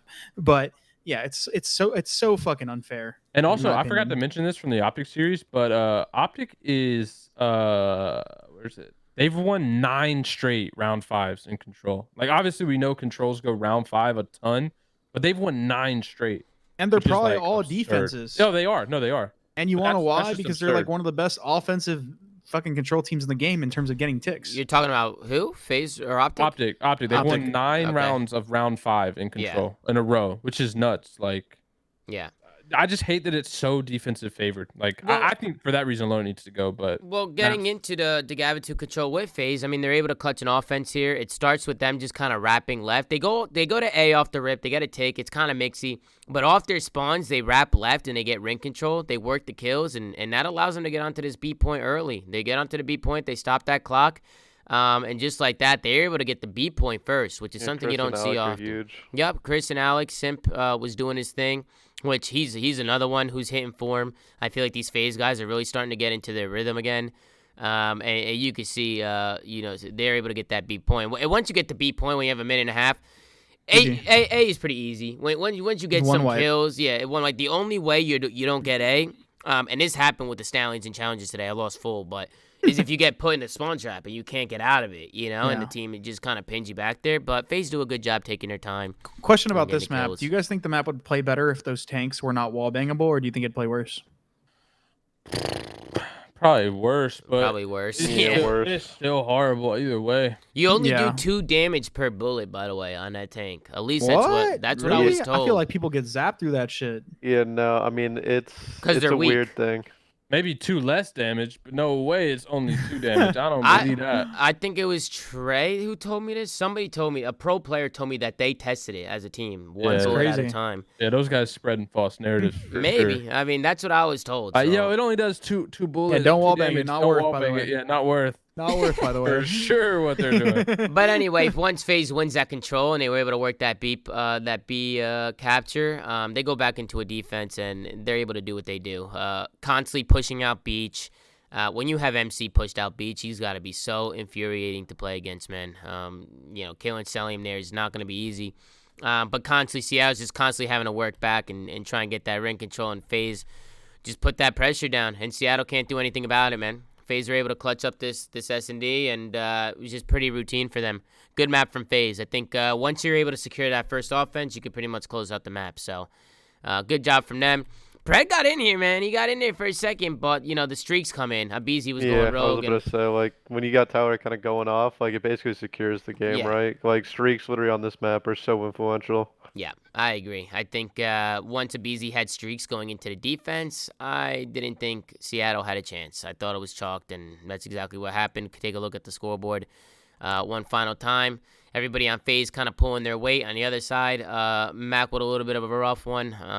I feel bad for Mac, honestly. Just seeing him throw up and just seeing his face, honestly. Did you guys see his face, like, during it all? Like, he looked uncomfortable. He looked like he was, you know, sick, man. Like, really sick. And that's my guy right there, man. So I really hope Mac is taking care of himself and getting better, man. But then we get into the boat cage, hardpoint, and... dude, this is just a typical boat cage hardpoint for 2 really good teams, man. Really, the whole map just felt like a free-for-all. Or was I the only one who felt that? Oh, yeah, no. It's the whole boat cage, bro. Like, the whole map felt like a free-for-all, and I was like, dude, what? First time FaZe lost it, Tom. Yeah, first time. And honestly, it's just like, they were just losing the fights, man. I mean, it came all the way down to the wire. It went all the way down. And even just fast-forwarding through it, you could just see how both teams are just getting 5 seconds. Seattle gets 5. FaZe gets 5. Seattle, boom, boom. They're going back and forth. Wasn't Mac just unfuckable on, like, the second half of this map? And that's what I was going to say. Pred and Mac just went completely... they went crazy this map. Crazy. I don't know what the fuck was going on, but Mac and Dante and Brett, these guys were frying. So 2 cool stats. In all the league, FaZe have the highest average points scored on P1, P2, and P4, and Surge have the highest average points scored on P3 and P5 of boat cage. So between the 2 teams, they have the highest, but it's the hill difference. So Surge dominate P3, P5, and FaZe dominate P1, P2, P4. Actually nuts. Cool little thing to throw out there. Yeah. Interesting. So they're technically probably the best boat cage teams now, but record-wise, I think Optic is still number 2. Mm-hmm. But in terms of like points scored, Surge is definitely up there. That's interesting. I think Mac was just having a crazy map, and Dante was having a crazy map. I mean, Sib and Mac, when they're doing this, and just a little fun fact for you guys, Sib and Mac used to play with each other before they were pros. Yep. They had a lot of chemistry going into this year. They knew each other. Him, Nero, Max, Sib, Exceed, all those guys are all from the same circle of players that all used to play together. But they weren't fucking with you in challenge though, Chris. Are you lagging or am I lagging? No, he's lagging. He's lagging. Oh, what I said? You not hear me? You're gone, bro. We'll see you later. Yeah, you're out of here, man. Really? Yeah, you're getting hit off, my guy. Yo, Optic, chill out, Optic fans. Wait, you're back. You're back. You're back. Nah, Chris, I was just saying they weren't fucking with you in challengers though. Wait, I mean, Sib was definitely fucking with me. I lost a few bit of fucking series to Sib, but yeah, I had his number a couple times. But yeah, I mean, they're fucking disgusting, dude. I'm happy to actually, just on the topic of challengers, I'm actually really happy to see all these challenger players coming in and making impacts. Yeah, we're playing fucking Vanguard, but at the same time, a lot of people write off these challengers, make excuses for, challengers. Oh, dude, these guys can't compete with the pros. But dude, some of these players have had the most impactful, performances for the teams they've been on. They just got to be surrounded with the right environment, man. People are being set up, but picked up on bad teams. And like, for example, Spart, bro, like I think that kid's got a bright future ahead of him. I think he was put in a shitty situation in the original LAG. He was also running a sub, not a flex. But I don't want to see this guy on a team just because he gets a league offer. It's kind of the same mentality that Havoc had. Like, bro, I get it. Being in the league is important, but like, bro, the last thing you want to do is have like your stock chalked again. Because to be fair, New York was a very good team and could be a very good team. I think New York was sought offer, not to throw any shade at Colt, Not Paris. which is a completely different topic. But bro, I want to see Spart succeed, bro. That was my boy. Like me and Pharaoh believed in him. We teamed him with him in challengers, and like I don't know. I just want to see the challenger players do good.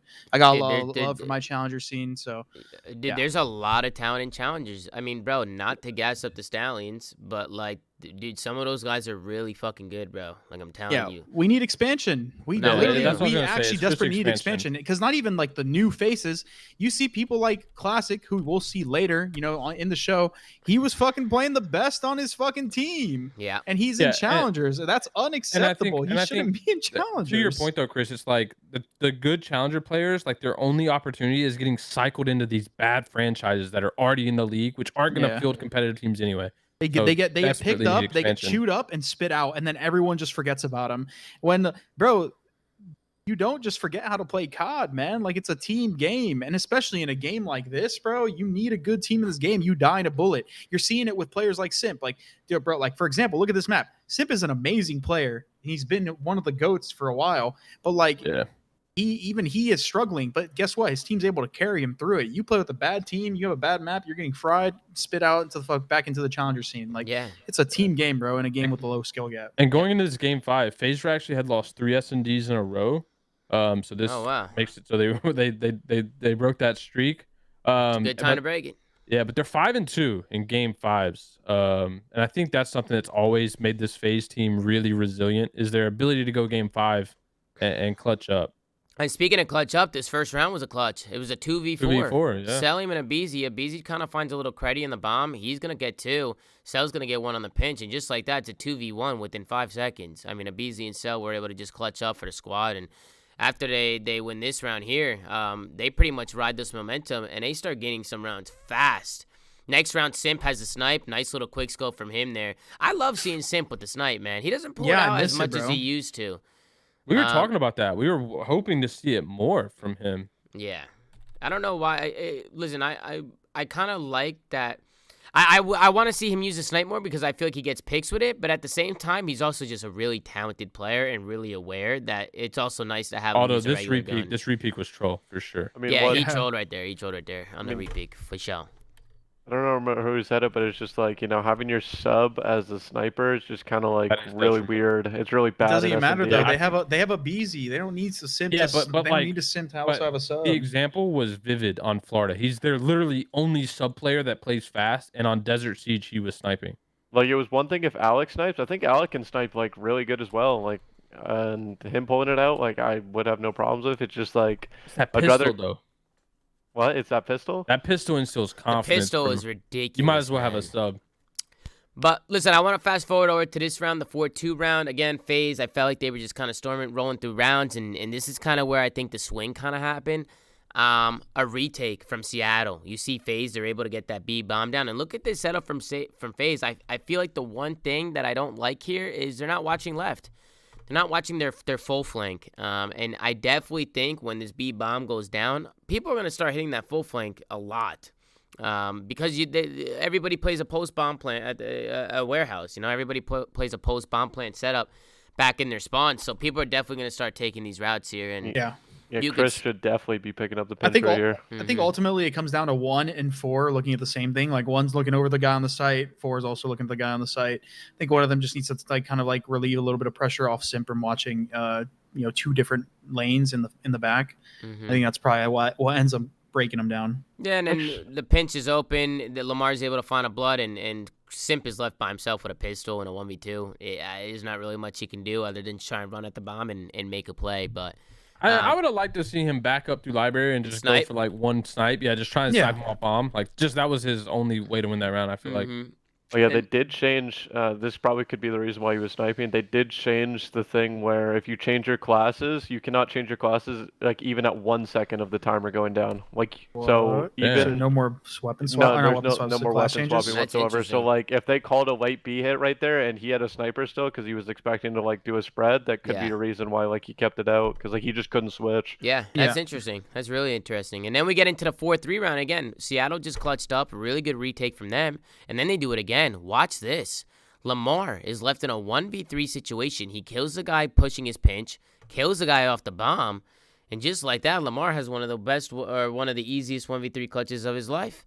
He gets to sit on the roof. He throws shimmies. He has all a bomb, and Alex just putting shots into him. He knows he's not on it. So it's Lamar, unlosable for him in this position. it's just Lamar doing what he does well. People like to joke around, right? Iceman, Iceman, Iceman. But this is what Lamar does. He's really good at just doing the basics and doing the fundamentals and just doing the job. And that's what he did right there. Really good round out of him to clutch the 1v3. I don't agree with what Tyler did. I think they have 30 seconds left. They have a lot of time to go and kill Lamar. Like, they know Lamar is back here somewhere. You clear out shit together, and then, like, yeah, you kind of let, like, I say you let Alex stay near bomb and kind of look over to see if Lamar is going to peek, and then you let Tyler push up and try to get that kill, because, like... He kind of got zapped, Big P. I mean, he did. It looks like he was looking for Lamar the hit some he should shots, not hop there right man. away. Yeah, exactly. He was looking for the stretch, but, like, I just don't think, like, that was the play whatsoever. Like, I feel like normally, I agree with hopping the bomb because if there's 20 seconds left, not much you can do. You have to hop it. Like, but if you have 30 seconds, that's a lot of time. Like to literally go kill him. Even to just get near the bomb and look for him. Like just look in that direction. He's gonna peek. You're seeing him, and then like to peek. Yeah, and then after that, maybe have RCDs like cover angles and like simp rush him, a BZ hop bomb after anything. Like they just shouldn't have hopped the bomb right away. I agree with you. Yep. Then we get into the next round. Seattle's on the defense. Lamar pushes up right after clutching a 1v3 and gets a good first blood. They back up. They use their numbers. Mac finds 2. FaZe try to push, and FaZe find themselves going down 4-5 here. So this is do or die for them here. There was never a doubt in my mind that the best team in the world was gonna clutch up. Oh yeah. I'll be honest, Tom. Like we were obviously in a call, and I was like, "Yo, just relax." Bro, it looked like fucking Pred was about to sock the fuck out of Mac. What the fuck? Well, listen, we got to take a look at this 4-5 round because Alec just makes an absolute play, man. Alex decides to take over, man. He just and listen, this is what RCDs does, man. He just has those moments where he just completely takes over. And he did it back-to-back rounds. Back-to-back rounds. He 3 clutched and up. 7 too, and then 4-5. They're down to the wire, backs against the wall, and he just goes massive. Nah, they're not watching this, dude. He clutched up. He did what he had to do. RCDs. He pushes through right. He finds the timing. And then he ends up finding more after this too. You could just kind of watch how he finesses the round and plays his life. But just a really good entry out of him to get that guy off a bomb. And now they have numbers, right? 3v2. You can see Salim. He's going all the way around. He's gonna hit that late pinch.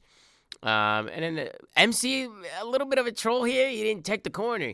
Yeah, I would have liked to see him go out. I thought this was watch over. this shot from RC. So RC finds one in the sight, then boom, zaps Lamar. Really good shots coming out of Mr. Alec, man.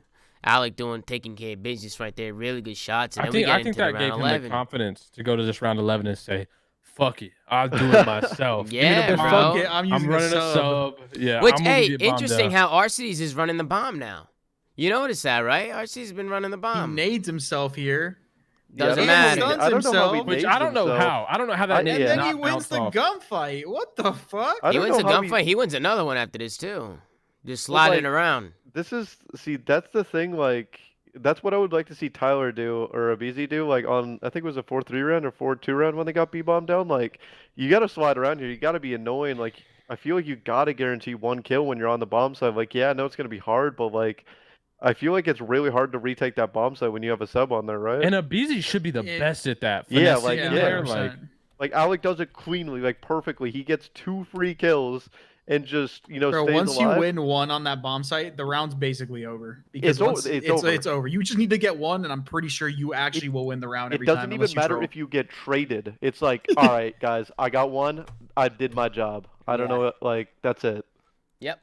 Then we get into the next series. We got Boston, excuse me. We got Optic, Texas going up against the Florida Mutineers. Gav Hardpoint, Berlin S&D, Gav Control, Berlin Hardpoint, Tuscan S&D. Anything before we get into it? My bad, Seth. That spawn happened because that army crawl play was actually legit. That was a legit I feel like play, if they bro. won that map, that would have been like a super big highlight. But yeah, that spawn was the dagger. Obviously, you saw it happen against FaZe on that Tuscan, but spawn system's kind of garbage in Vanguard. But Florida, again, getting another Gavutu and able to just run these 4 ARs and be comfortable. So, Yeah. I mean, all I'm saying is that, like, Shotzi, whoever spawned up, like, front red tower is going to be remembered in the spawn for the rest of the game. Because, like, he'll know he's spawning behind him. Because, like, that's just not a regular It's just spawn. a four. It's just a 4 dead rule, bro. Like It is, yeah, it's just the rule. doesn't like it goes to show you it doesn't even fucking matter where you're positioned on the map. 4 dead for some reason they're just like nope. any spawn, yeah. But you know what sucks too? Because Shotzi's the one when he spawned there, like he's obviously calling out like, "Yo, I spawn back here. They're all fucking whatever side they're calling out." Like, so they all turn and then boom. Yeah, all so behind them. Going into the map, Florida was able to chain a couple hills early on, so they just had a really good start off to the map. They built themselves a pretty good lead. Going into the second rotation of hardpoints, Optic was able to find a pretty good rotation onto P1. I felt like they were able to lock down a lot of time and kind of bring it back a little bit. Optic started to bring themselves back into it. They started doing what they do. I wanted to talk about this play here from Reese. Florida, they're getting the time. They're up 30. They're getting the rest of this 30. Reese, he gets out ring. I'm thinking he's just going to go and flip.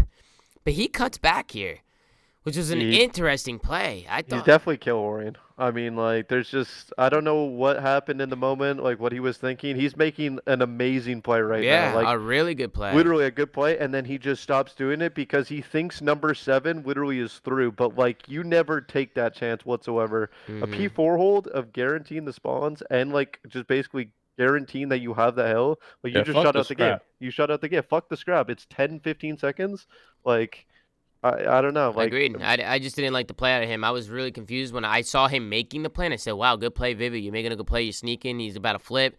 Then he just turns around. He just turns around and tries to play kills. And I was just confused there. I was really confused. But also outside of the spawn, by the way, and just in general, the map. Let's go to the spawn. There was a lag out. There was a lag out on this map. There was a replay. So Yeah, we gotta get a land guard in the chat for the spawn and the lag out. Well, what is going on with why do people keep lagging out? Why does the game lobby keeps closing? Know, dude. Also, that's a land guard for sure. Also, this is a little bit of a grudge match for I think Reese Vivid, right? Like he played with obviously Ilya and Shotzi last year. It wasn't necessarily like a thing that he was going to stay on Empire maybe. But hey, you could kind of see. I mean, he ended up going 15 to 30 this map, but you kind of saw him getting hype at the end of the game. I think he wanted to beat these guys pretty bad. Yep, he definitely did. And here we can see the play from Seth. So Seth, at the end of this game, it's a tied game, 235, 236, right? Scump is able to get pushed up on the ring without anybody seeing him. And I think right here is when Seth just makes such a good heads-up play by going up. But instead of challenging Hill, he knows that his teammates aren't with him, and he's just going to stay down. He's going to army crawl his way. I love the third-person view here from the observer. And Seth is going to get one. He's going to turn get another one with the help from Dave Patty from the other side. He's going to take out his teammate. And Optic break on in. But as that happens, the spawns come in from Florida. They spawn behind Optic here. And again, it was gotta read that, bro. Well, no, I mean they can't. And it's exactly what happened with the FaZe Seattle when Max spawned behind FaZe. It literally looked exactly the same on a different map. Which I don't know what Optic can even do here. Honestly, there's no way in hell they're reading this ever. It's just a 4 dead. But even in that 4 dead, bro, like Shotzi's so far back. Or is it Shotzi? Sorry, yeah, Shotzi's so far back. I don't even understand how that still happens. He's in green. Bro, the game spawns are just unacceptable, bro. Like, and I think you know what's crazy? Isn't there like a spawn like playlist on fucking Vanguard right now online? Like, are they like trying experimental playlist? Yeah, bro. I don't know if that shit's good or what they're gonna do, but I'm interested to see if that makes its way into competitive, if that changes the game. But like, bro, this is unacceptable, man. Agreed. Like, I don't know what happened to spawn, man. I don't know what happened to the way they've developed the games. It is what it is, but like, what the fuck, dude? Like, bro, it's the squad spawn system. That's all it is. It's an absolute different system. It's not the same. The system is dog shit, man. What the fuck? Yeah, but it caters to bad players. But listen, Florida kind of clutched up this man. Kind of icy, even though they got that No, spawn. they clutched still up. clutched They up. clutched still up, clutched bro. up It was because still it got mixy. It got mixy in the end. Optic still turned around eventually when they realized the flip was there, and then it was just, I mean, it doesn't change the fact that the game's broken. It shouldn't have happened, and it definitely helped Florida, just like it helped Seattle against FaZe. But, I mean, they still had a clutch out. Florida still had to hit the hill and win their ones, and it came down to just a big contest at the end and just a straight-out just hit from both teams. This is a typical performance out of not only Sky, but Dave Patty, and I think Dave Patty played pretty damn good the entire series, man. I was honestly surprised. I wasn't too high on the Dave Patty pickup, and they're still playing a lot of AR maps, but at the end of the day, they're in the position they're in now for a reason, and I think Dave Patty's been playing really well. And Vivid, guy went 15 and 30 for the dub. That's typical. You don't see that often. Nah, listen. Regardless of Vivid having a rough map, he's been playing really well. He's a good player. He's just a playmaker for Florida. So he's been doing his thing. Then we get into the S&D, and honestly, this Florida was mopping them. What was going on? That was the first time Optic beat or lost Gava2 Hardpoint 2, I think. Mutineers are the only team to beat Optic on Gava2 Hardpoint. So what do you think happened here in the S&D pack? Because Optic couldn't get anything going. Florida was just punishing them, and it honestly was just a lot of plays coming in from Skies. He was going off this map. Honestly, I just feel like Optic kind of just gave them way too much control on the map. Like it felt like Florida was able to get anywhere on the map in any round, wherever they wanted, and just like took full advantage. So I don't know. I think it's really possible that like that map one really got Optic flustered because it didn't seem like they were playing like that. The team game of S&D that we're used to. There was a lot of split 1v1 fights, just a lot of like gay situations. But I think Florida just capitalized a little bit, man. Yeah, for sure. And then look at this, right? Optic, they get the B bomb down. Kind of the same thing. The same thing that we just watched when FaZe weren't watching the pinch. You can kind of see number 5 doing the same thing. You can see Skies. He's gonna find one at the scump. I think that's gonna get him some streaks as well. He's gonna get a snipe. Number 5 is going to go around. He's going to end up getting taken out, but that's going to allow his teammates to kind of push up and get aggressive. And they're able to swarm on in and just use their numbers and work their trades on retaking. It's just a really good retake. I think that ultimately also comes down to Shotzzy. Yeah. So why do people just really try doing everything, bro? Just stay in the bomb. Trust yourself. Like, it's Shotzzy. This guy's one of the best subs in the game. This is like where he should thrive. Like, slide around in there. Site, bro. It was kind of the same thing with that Skies Seth 1v1, right? Where it was like Seth just could have stayed in bomb room. He obviously didn't know because it had been so long, but he probably wins that if he stays in bomb room. Yeah. Also, Florida, I think, are the only team currently that has a positive retake percentage on Berlin, right? So, like, the rounds where they have to retake, they're positive more than they're negative. I think they're the only team that's in that boat. So, they're just good at retaking, I guess. Yep. So, just honestly, an absolute blowout. The only round that Optic was able to win here was a good retake from them on the B site, which I think Florida could have won this round, too. I feel like Florida kind of trolled this one. This could have been a 6-0. I think this is the one round Scump was able to get the defuse, get the kills, but after this, man, it was a bloodbath. We can watch the final round, and that doesn't happen often to Optic to have. No, that's what I'm saying. In S&D it just seemed like Florida was so prepared for him. You think Florida went into some VOD review and were just prepared? Absolutely. And they had to. Also, Optic doesn't play Berlin too much, so there was probably like really specific situations that they could find and use. I mean, look at this, bro. It's kill feeds all white. I mean, they're just running through them. But I think it was a combination of Florida being prepared and Optic kind of being caught off guard because their mental was a little flustered after map 1. Yeah, no, I definitely agree. And we can take a look at the scoreboard. Skies was 11-2 to end the S&D. He's having a series, bro. He's got like his investment was paying off that map for sure. I agree. And then we get into the control, which ended up being the only map that Optic won in this series. And honestly, they did a really good job here. They're just really good at control, man. I just think with the talent they have, they do a really good job just applying pressure and being annoying. And you can see right here, they get the 8 point. And then after they get the 8 point, they were able to get some rank control and they just get the map control, right? And I feel like control comes down to kills, right? When you get the kills, that allows you to push up, get that control, and then once you have that, as long as you don't lose your fights on the site, you're pretty much good to go. Kind of forcing Florida to make a play here.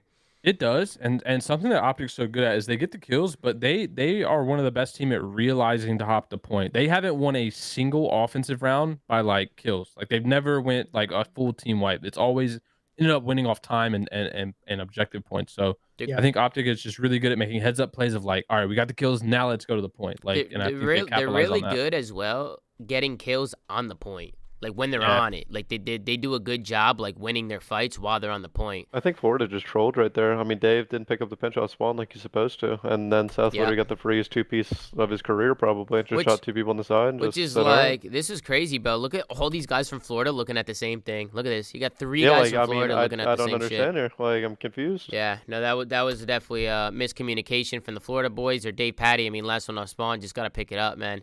But maybe just a little bit of a blackout there. But that allows Optic to get the kills, get pushed up, and stack this point, and they continue to win their ones when they're on the point. So just, again, a really good first round. When you come out in Gaiva 2 control and you come out and win an offense like that, like, you're putting a lot of pressure on the other team, man, to clutch up and do what they got to do. Other than Once that, you in offense, bro, like I've been said this, I'm not the biggest fan of control, but it's fucking GG, bro. Like unless there's some world star and shit happen, I hear Tommy in my ear screaming, "We're going to round 5."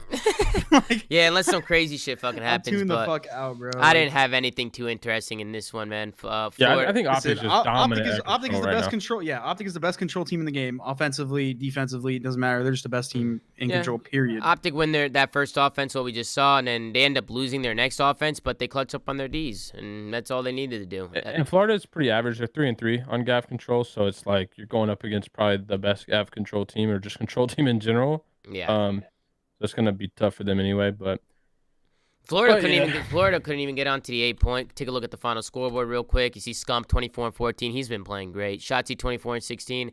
Illy 12-20. Little bit of a stinky. Dashy 20-9. So only one really struggling was Zinder. On the other side, everybody's pretty much negative except for, well, they're all negative, all struggling. But Awakening was kind of trying to pull some weight over there. But and we thought this was gonna lead to the reverse sweep possibly. I But thought then that's we what we were get gonna into- get. We get into then the the Gav or Berlin Hardpoint. Berlin and Hardpoint, man, and Florida look good, man. They do. they've won 4 of their last 5 hardpoints. And Optic, something we probably weren't saying at Major 1, have lost 3 of their last 4 hardpoints. So Optic being a little sloppy in hardpoint this event, and Florida, I think, rising to the occasion. And Chris, I think it was kind of what you said. I think they're pulling out more ARs, and that's really what's helping them. Like they're finally being like, "Hey guys, we have 3 actual AR players on our team. Let's just say fuck it and run ARs." And I think it's working for them. Yeah, it's Yeah. a fucking automaton. This thing shoots so fast. Like it's like, bro, just use the fucking ARs if it benefits you. Stop trying to fit yourself into a sub role. But I mean, yeah, I'm curious to see how this is going to impact the rest of their maps. I'm curious to see if Florida stays consistent and all that. Because I mean, bro, I said this with Seattle and I said this with Florida because I'm not like Pat. I'll just say blow it up. I'm more so it's like, yo, this team has potential. Fuck, they're Blow not it playing up. well. Let's see what they can do. Let's see what are their options, right? And like I think Florida are blow it up. Florida like Seattle, they don't have a lot of options, I feel like, in terms of making their team better in terms of just raw like players like that are actually good. So I'm actually kind of curious just to see what happens and if they, keep the consistency and if they expand their map pool because The thing, I I think map pool's big, but yeah, we put them in D tier for a reason, right? On the reverse sweep, it's like their map pool is just so garbage, and they made it through. What were they in winners bracket? They did make it through winners bracket, but like at the end of the day, they just didn't look competitive versus like the bottom, like anyone but the bottom teams. So Yep. Getting into the Berlin Hardpoint a little bit, as you guys just saw on the screen, it just started from that second P1 rotation from Florida. It was pretty much a close game, and then we go into the second P1, and Florida just locks down a full 60. And then at this point, Florida just built a lead. Once you build so much of a lead, they do a good job focusing on their breaks here on P2. They make things mixy. They do what they got to do. They get in there. They kind of pin Optic back. And Florida just kind of run away with it. I felt like the second rotation of hardpoints, they were just kind of staying ahead of the game. I felt like fundamentally they were playing the game better than Optic was.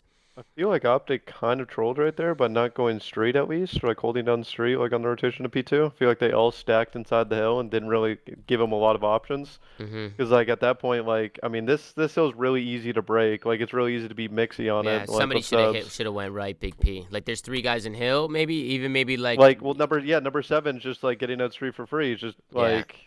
it's just an easy break. It's just Yeah, an easy it's break just for an easy Florida. break. Yeah, easy break for Optic. Don't pick up the street. That's a good point, Big P. Good point. Nobody picked up the street there. And Florida were able to make it mixy and get in there and get some time. I just felt like Florida were able to run away with it a little bit during the second hit rotation. And then they back up. Florida, they make it mixy. They get into P2. They just contest a lot of the time. Optic got about like 20, 30 seconds around there to kind of split time there. And then they hold their rotation. They hold their rotation over to P3.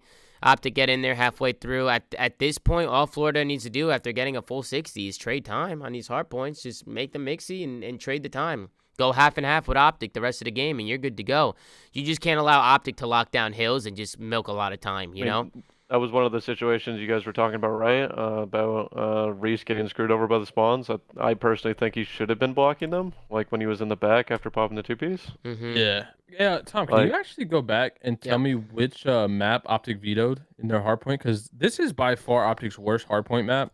They're 2-5 on it. So I'm kind of confused on why they played this instead of like. I gotta get the timestamp, but They probably vetoed Bokage. Yeah, but even so, dude, like we talked about it, Chris. Optic and FaZe are the two teams that can square up, and now I guess Seattle versus Florida on Bokage. Like, Oh yeah. we said it. Any other team, They vetoed Bokage. They vetoed Bokage. why allow your worst hardpoint to get through instead of playing your one of, if not your best hardpoint, versus Florida? Like, I agree. Really don't make sense. I think they should have squared up on Bokage. I think Optic should have just squared up with him. Like, It's not like you're playing fucking FaZe. It's not like you're playing FaZe on Bokage. You're playing Florida, which I mean, granted they're good at it. Like, bro, we already said they have 3 fucking ARs, bro. Just play them on Bokage. You have Shotzzy and Scum. Like, that's what I'm saying, bro. You have Shotzzy. If I have Shotzzy, bro, Bokage. I'm playing anybody on Bokage except FaZe. Literally, except FaZe and maybe Seattle. I'm playing anyone on Bokage if I got Shotzzy. Like, that didn't make sense to me at all. To play their worst map, which they're 2-5 on. Listen, I agree with you guys. I feel like just look at the roster on paper, and you can, and you can pretty much just tell that Optic should be playing Bokage, you know. But they ended up vetoing it, and they go into the Berlin, and they end up getting taken out. What's going on here? I'm getting fucking ballfish. What is this shit? And someone in the chat said, "It said that any team could veto Bokage against Florida." No, motherfucker. I said if you're not FaZe Optic. If you're not one of those teams, don't play Florida on Bokage. But if you're one of those teams, you don't care. You're FaZe or Optic. Like, you can play Florida on fucking Bokage. Yeah. Take a look at some of the final highlights here. You know, I think Florida was just able to break onto that last P1. They work a good pinch. They didn't need a lot of time. I think once Florida locked down that second rotation, that P1, and got a full 60, they just pretty much just split hills the rest of the way and got the dub. That's so all you need to do. Hard points. Yeah, it's easy. Hardpoint always, especially, it's going to get even worse at the end of the game. Is just going to be a team about who makes the first mistake, because everyone plays it the most. Everyone is pretty damn good at it, and the fucking maps are just so fucking basic that it's going to be the first team to chain a hill. First team to chain a hill probably wins the map. Yo, I want to say, because I thought Optic's vetoes were pretty bad all weekend. And I think that could be a real bad, like a downside of expanding your map pool. Because when you expand your map pool like that, what they were doing in the qualifiers, like, you kind of get a little delusional in terms of like knowing what you're good and bad at when you're expanding your map pool so early, because you're not playing enough teams. Like, you're not getting enough like actual reps and confidence. And so when you go to these events, you're like, oh yeah, we expanded our map pool, we're good at this map. Like, yeah, you might be all right at it, but you might as well stick to your bread and butter, the maps that you know, like, those are your good maps. So I think them kind of working on expanding their map pool where it didn't really affect them too much in the qualifiers, I think it kind of bit them in the ass here. I think that's something where you expand your map pool as the year goes on. So when you get to champs and these like actual events that matters, you have a deeper pool for the other team to pick. But to me, I mean, you just dominated Major 1. Like, you might as well like stick to your bread and butters and come in and try and repeat. To me, their just vetoes were off all weekend, and I think it had to do with their map picks. Like the Desert Siege effect. Those guys always say, "Yo, bro, we're actually hella good on Desert Siege," but they can't win the fucking map. Yeah. Little delusional for sure. But then we get into the last series, man. We got the Los Angeles Guerrillas going up against Seattle Surge, Tuscan Hardpoint, Tuscan S&D, Gavitu Control, Berlin Hardpoint, Bokage S&D. It's getting close to 3 a.m. here, ladies and gentlemen, so we're going to probably zoom through this a little bit. First map was an absolute slappage from the Seattle Surge. I mean, they just pretty much... Classic. Go. What's going on? Straight fried right after getting eliminated. Yeah, Classic. He ends up coming in for Seattle Surge because Mac, he's just too sick. He was thrown up, and, you know, going into this match, they just felt like it was in his best... Sub on sub. Yeah, in his best interest to just, you know, put him on the sideline and just let him relax and, you know, focus on his health, because he was thrown up and you can't play through that all the time, especially if it's really bad. I'm sure Big P knows a lot about that, because it's 2 subs going at it. You got Spart filling in for Gunless, and you have Classic filling in for Max. So This was an interesting series, to say the least. In this first map, getting into it with Tuscan, I mean, this is just a straight slappage. Even looking at my notes, I didn't have much for this one. Yeah, there ain't much to have on this one. They just came out, I think, hotter. Gorilla's been waiting a while to play. And Seattle obviously were just like, fuck it, we got Nikki D, let's go. Like they kind of played aggressive and set the tone for the series. The one thing I'm going to touch on is, bro, I think this team, even with Pierce, lives and dies on Hook's performance. Yeah, He's I agree. definitely been their most inconsistent player. You've seen every single one of them step up. But the one thing that I've seen every time is anytime Hook plays well, they win. Yep. Like, actually, Yeah. it's not even a fucking bullshit statement. And that's kind of impressive considering they have a sub who's probably been And more I think it's consistent the role than they play, Hook. right? Like the role he plays. And I think that's why, like, when we talk about how good Asim's been, it's kind of like him filling the shoes that we think Hook would have had early on. Okay, I don't know if it's the role, though. Like, I mean, you know how even impactful okay. he's playing the same role Shotzi is, right? Like, yeah. You can But see at the difference in But at the impact. same time, I mean, Pierce even watched it this weekend, and I'm not. He's not gonna throw any dirt on his team name, but I think Hook makes a lot of bonehead ass plays, and when you run a fast SMG role, Chris, you're in the position to either make the good impactful play or the dumb play. bonehead Yeah, costly. you're Like, right. You're like right. it's a you're right. 50-50 dead ass for that role, but. I agree with you. Usually that role, He's just got to be better. Period. Like that's all I'm saying. And when he is good, they fry and they win. And that's why they're top 4 right now. But I mean, what they won. I mean, I can speak on a little bit. I mean, they won their 2 matches, right? When Kyler was absolutely shitting, having his way, Well, having his way. Like he just needs to be more consistent because like I've seen him more so play like bad than I have seen him play good, in my opinion. Well, it's because early on, I agree with you that he was playing bad. He just needs to play better. And I'm saying this from a place of love because dude, like the guy's disgusting, and I like him, and I'm good friends with him to a degree. So I want to see him do better. But I do want to ask you, Pierce, because this is still mind blowing. You guys, so LAG with you, had never capped a B point on any map in Control.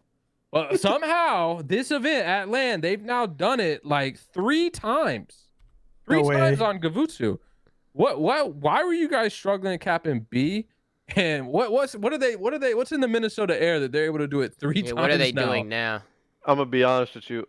I don't even know, cause like it's not like they're doing. I don't know if it's just going in their favor. I don't know if anything's just like happening just be correctly. clicking for them, just clicking. I mean, for no, it's just like one of those.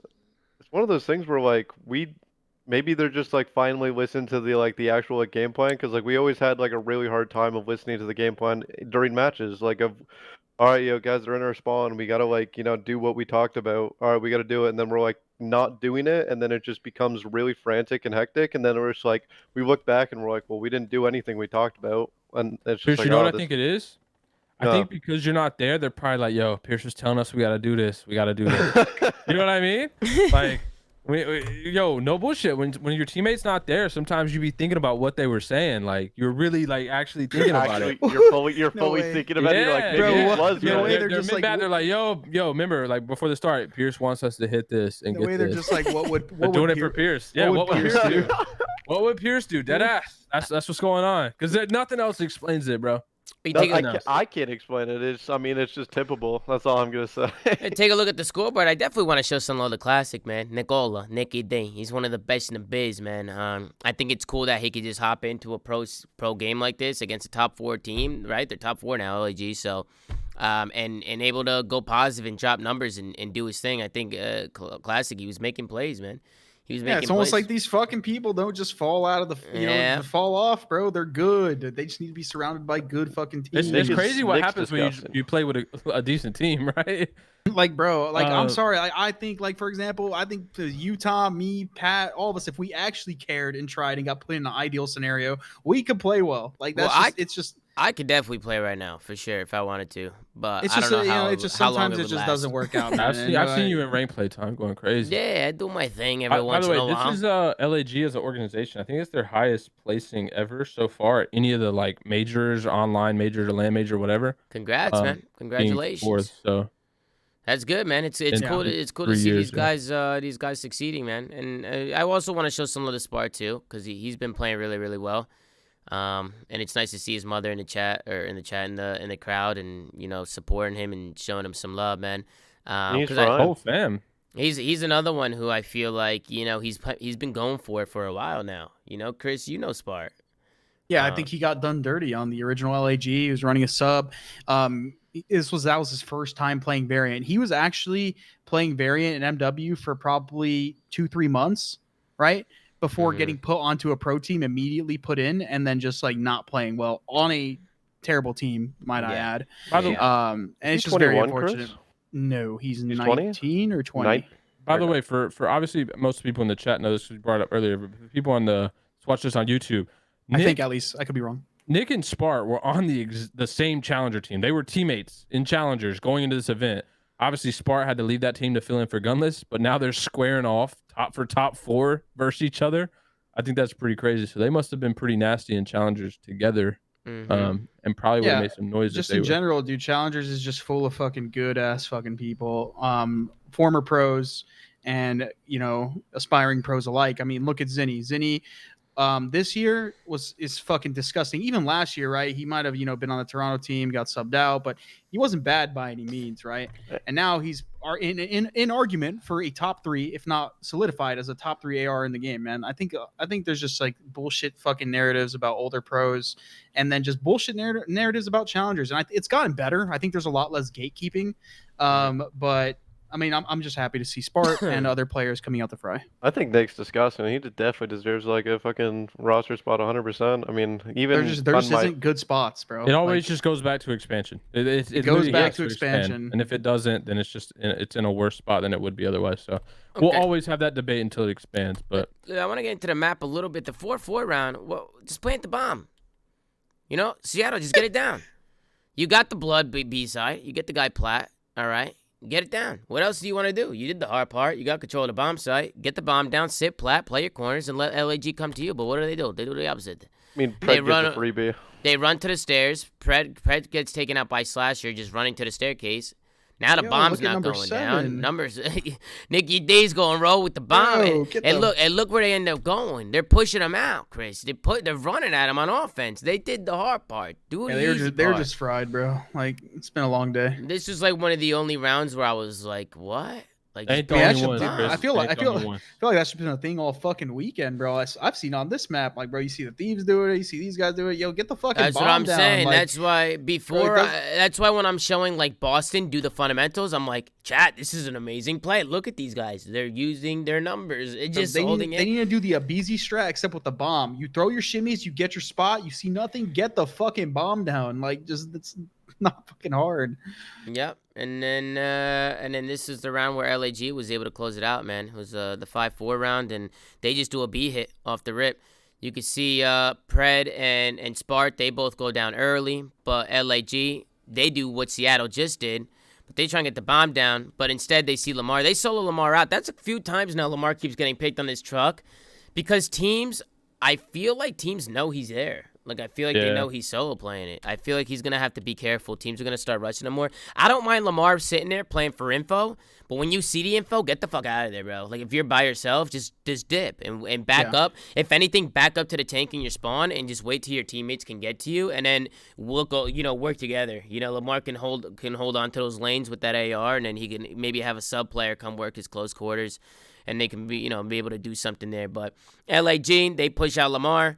They do a great job. Shout out to Spart's mom. She's been super supportive on Twitter. So shout out to them. They end up going up here, and then we get into the control. Another Gavitu control. I'll let you guys kick it off. There's a couple offensive wins in this one, which is a good thing. I think it started off no ticks for LAG on the first offense. Seattle was able to win their first offense, so we could go back and kind of see how they were able to do it. And then LAG came back and won their offense. And again, it's pretty much the same thing. You see players. Pred does a fantastic job every time he plays Gavitu control. Pred is always in the spawn. Always. He's been doing this since the kickoff. Day one. Day one, yeah. Since the we kickoff. Were highlighting him being like he started this meta. Pred started this meta of running at the spawn. Honestly, I thought it was fucking over after they win these 2 rounds. After they win the offense. I thought it was like, Me too. Win an offense, and they're kind of just blowing him out here. So you can see Pred, he gets in the spawn. He was getting mixed. He ended up falling, but Pred doing that, allows Nicola to get onto that B site. And then once they had that ring control, I mean, all Nicky D needs to do is stay down, and he's got his teammates to look over him. I mean, it's just a typical offensive round for Seattle. And Pred continues to go rogue and drain those lives with over a minute left to go. LAG just don't have any lives left to work with. It was a 15-3. It was an absolute batter. Then we go into the next one. Seattle find themselves up 2-0. And this is where LAG was able to clutch up off the rip. They were able to get onto that B point. Just a good break off from them. They play towards that B side. They win the fights.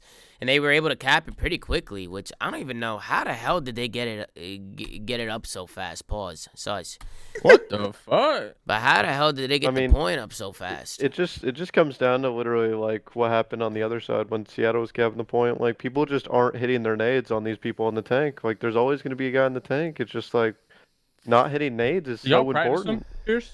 Oh, I have 100% hit rate on that nade. Oh my god, 100%. Bro, I feel like some teams need to practice, Pierce. You might want to start selling your nades. No I mean, bullshit. at this point, like I just Nerf the pistol. I just don't know. Like what the fuck? Wait, what the fuck was Seattle doing though? Why didn't they drop back towards B here? Why didn't They just chalked it. They probably made Why? it called a chalk because they were fucking spawn trapped into hell and they knew they were probably losing it no matter what. They got 16 lives. They go and hit B. They're probably gonna have 10 lives. Like they're done for. They probably right here. Yeah, I guess they got a deep spawn. Yeah, but they probably just figured they lost B, bro. They say, you know what, fuck at it. But one of them pushes. Pred goes towards B. You know, it looked like they were just kind of on different pages here. Pred still goes composure, B. Bro. But I don't know. The LAG was able to get B, and we know what happens after that. Unless LAG gets put in the spawn trap, they should be able to win this round. They just have to take their time. They have over 2 minutes to fucking work with. There's no way they don't get this 8 points eventually. GG. Pretty much GG. Yeah, it's like 25-9. Yeah, like come on, like he's got 2 minutes. Time for round 5, baby. Well, I mean, what's really important, what LG does is actually go for ticks, not even the kills. LG. LAG. Well, so LAG, they're able to clutch up the defense. Nothing crazy. They tie it up at 2. And then we get into the offensive round, and LAG somehow was able to clutch this one up. And I don't even remember how they did it. Was it lives? How the hell did they clutch this? I think they troll right here by using ASIM streak to go to B. I think they like should keep that and try to just guarantee A. Well, they use it off the rip, don't they? Yeah, that's what I'm saying. Like I feel like you kind of just back pocket that, and like you all go ring, you use that streak, like you get down on the point. Like it's just, I don't know, it's just a lot. Yeah, this was interesting though. Interesting strat call from LAG. They're all going low beach off the rip. They're trying to play for that B point, and they're gonna use ASIM streak. They're gonna invest into the streak early on in the overtime, and use it. And honestly, it worked out for them initially. They get 1 with the streak, they get the map control, and they get 3 down. They get 4 down. Actually, they kill the whole team. It was the nades that came in from Seattle. Hook gets Kobe'd off the hill, and then how do they let Lamar just waltz through middle cup? By the way. And just that can't happen either. Number four, Austin wasn't looking at it. Number maybe 4, he was weak to a nade. Yeah, maybe he was weak or trying to stay down. We don't see the play, but Lamar just makes a really good play. They hit nades and they're able to break them. But whatever, they get a tick, and then that allows them to get onto that 8 point. Kind of opens up that right side of the map. And as LAG's pushing for that 8 point, they're also hitting routes over to that B side. ASIM's getting aggressive left. Love to see ASIM making plays and being a nuisance in the spawn. Plays like that, even if you don't get any kills and you get to the spawn and they have to worry about you, it just drives them back. Surge are one of the worst round 5 control teams, by the way. They're 3-7 in their round 5s, which is kind of crazy. I mean, obviously that kind of goes into defense or offense, but LAG are now 7-7. Yeah, kind of big difference for these round 5s. LAG do a great job just getting that ring control, and then once they get ring control, they hold it. They hold it right here. They ended up losing it, actually. What did they do here? They went right here. So let's see how they ended up breaking this. They went all the way to the right. Dante's going to find 1. How the heck did they end up clutching this round? Seattle, it was lives. I just think with a minute left, just Seattle had no lives to work with. Nick trolled initially dying like mid-cut right there. Like him dying and not really getting any kills is huge because they just have no lives. And then Nick dies again here. It's just like... Yeah, I remember what happened though too. LAG took fucking forever to make a play. Yeah, it could have been really bad. Yeah, they should have been a lot faster. I don't know what was taking them so long. Seattle has 6 lives left.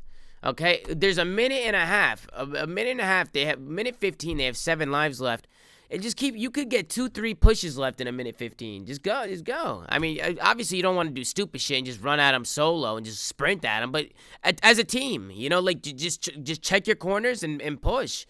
And go. At that point, you just work your trades, and eventually you'll get into the spawn and just drain the lives, and it's pretty much over. They wait a really long time to the point where when they finally do make the play, I was a little worried. I was like, dude, if they get wiped here, this is looking a whole lot different. Seattle might be able to clutch it up. I just felt like LAG, they ended up clutching up, but I wasn't really a fan of the pace and the decision making. But I remember Pat saying it when we were watching. It's like, yeah, why are they just not forcing gunfights, right? Yeah. Like they're just not really kind of forcing those gunfights, trading out. Because any trades at this point with like close to a minute left is just gonna benefit them. Like it has to benefit them. Like, Yeah.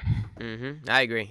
Honestly, they're not the only team that makes that mistake in control. I lose fucking composure watching teams play control sometimes. I'm like, they have the life advantage with like a minute and a half, and they don't put they don't push the gas pedal down. They don't play aggressive. But what are you gonna do? Sometimes people, they like to play however the fuck they want to play. Let's get into the next one. We get into the Berlin hard point. Pat, I'll let you kick this one off. What did you think?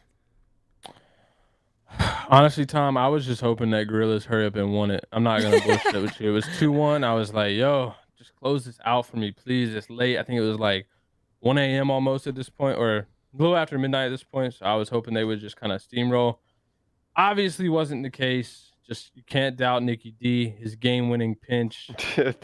But yeah. I could kind of show everybody where it all kind of happened. It happened in the second rotation. Asa makes a really good play here, going from P5 to P1. Asim was able to make a good play and lock down this P1 rotation. It started with Florida getting in there, but Spart, he pushes out front. Hook, they get the spawn. How do they end up breaking in here? Let's take a look, because I know for a fact they broke in here. Right here was Asim who makes a play in the pinch. Oh, Asim did it all right here. So Asim off the pitch. Yeah, so series. Right here, chat, if you guys want to learn how to break hills on Berlin, or how to learn how to break P1 when you're getting a backfire spawn, this is how you break hills, all right? Asim, he goes all the way around, but meanwhile, while he's doing that, his teammates are slow playing their side, pretty much blocking spawns here. Asim's going to go around, he's going to find 2, and just like that, Asim, he made himself a little gap now. He finds 2, he knows they're spawning back trains. If he can collapse onto this hill quick enough, he could flank these guys. They could pinch on in. Even if Asim gets 1 here in hill and dies, it doesn't matter. He did his job. He got the kills. He ends up killing Pred here, too, I'm pretty sure. Yeah, he gets him on hill. He's still alive. Then he slides out. Boom. Pops a 4-piece. How you doing? Asim. He gets 4 kills. How you doing? Ends up, how you doing? Yay. He ends up getting the break there. So just good plays out of him. But then as we go into later down into this game, I think it was the second P4 that Seattle was able to break. And it was the P3 and P4. Yeah, both of them. So right here, LAG is 180 to 130 here. Yeah, it should be over. LAG need to close this fucking thing out. One thing I'll note right off the rip is maybe just a little bit of an overchow here. Like number 4. That's annoying, dude. Well, what are you doing? Twitter. We gotta Don't look at it. It's a troll. No, it's a troll tweet. Pause it, Tom. It's not that important. You guys breaking are trolls. news. It's nothing new. We gotta bring up. Look at it and ignore it, bro. 2:35 a.m. Mid flank.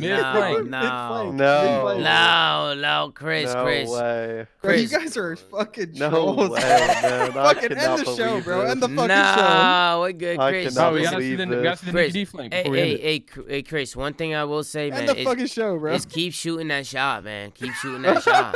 Yeah. You know She's what I'm out there. saying? She might be in the flank chat right now. Bro, she might dead as be in the flank chat right now, Chris, and you don't even know, bro. You know what I'm saying? I'm getting off, man. Nah, Chris, come on. 40 bro. knows Don't no be bounds. Like that. You're not the only. You're not the I only one. have my anti-bonk helmet on, dude. Like you guys, Anti-bonk helmet? Anti-bonk helmet. Listen, man, you're not the only one fucking seeking on the timeline, fucking tweeting at girl. Bruce was just tweeting at a girl. I forgot what the hell. Yeah, no Bruce. Way. Why you don't? Hold on. Let's go, bro. Why are you exposing my man? Wait, what do you mean? Okay, all right. Is this what we're doing now? Maybe he got a Nah. distracted. Do you want to know the only reason why I saw is because everybody in the scene was gassing it up, like, hey, bro, thanks for selling me your Lamborghini. Yeah, thanks for this, thanks for that. Yeah, everybody was like supporting him, like it was a public thing. You know what I'm saying? That Chris, I'm trying to be nice here. I'm trying to help you out. You know. But And whatever. listen. Back to the game. This is LAG's one of their better hard points. Berlin 7-3, Surge 3-2, and this is one of their wins. They were 2-2 Let's look at the beforehand. Nicola play, man. We got to look at Nicola, man. We This was have a to. vet closeout right here. This pinch. You think so? You think this is all Nicky Yeah, D vet here? play. We gotta So get there, we but go vet into the play. P5 and And here. this is a good play right there. Just flip. I think it was Kyler though that kind of blinked for a little bit and gave it up.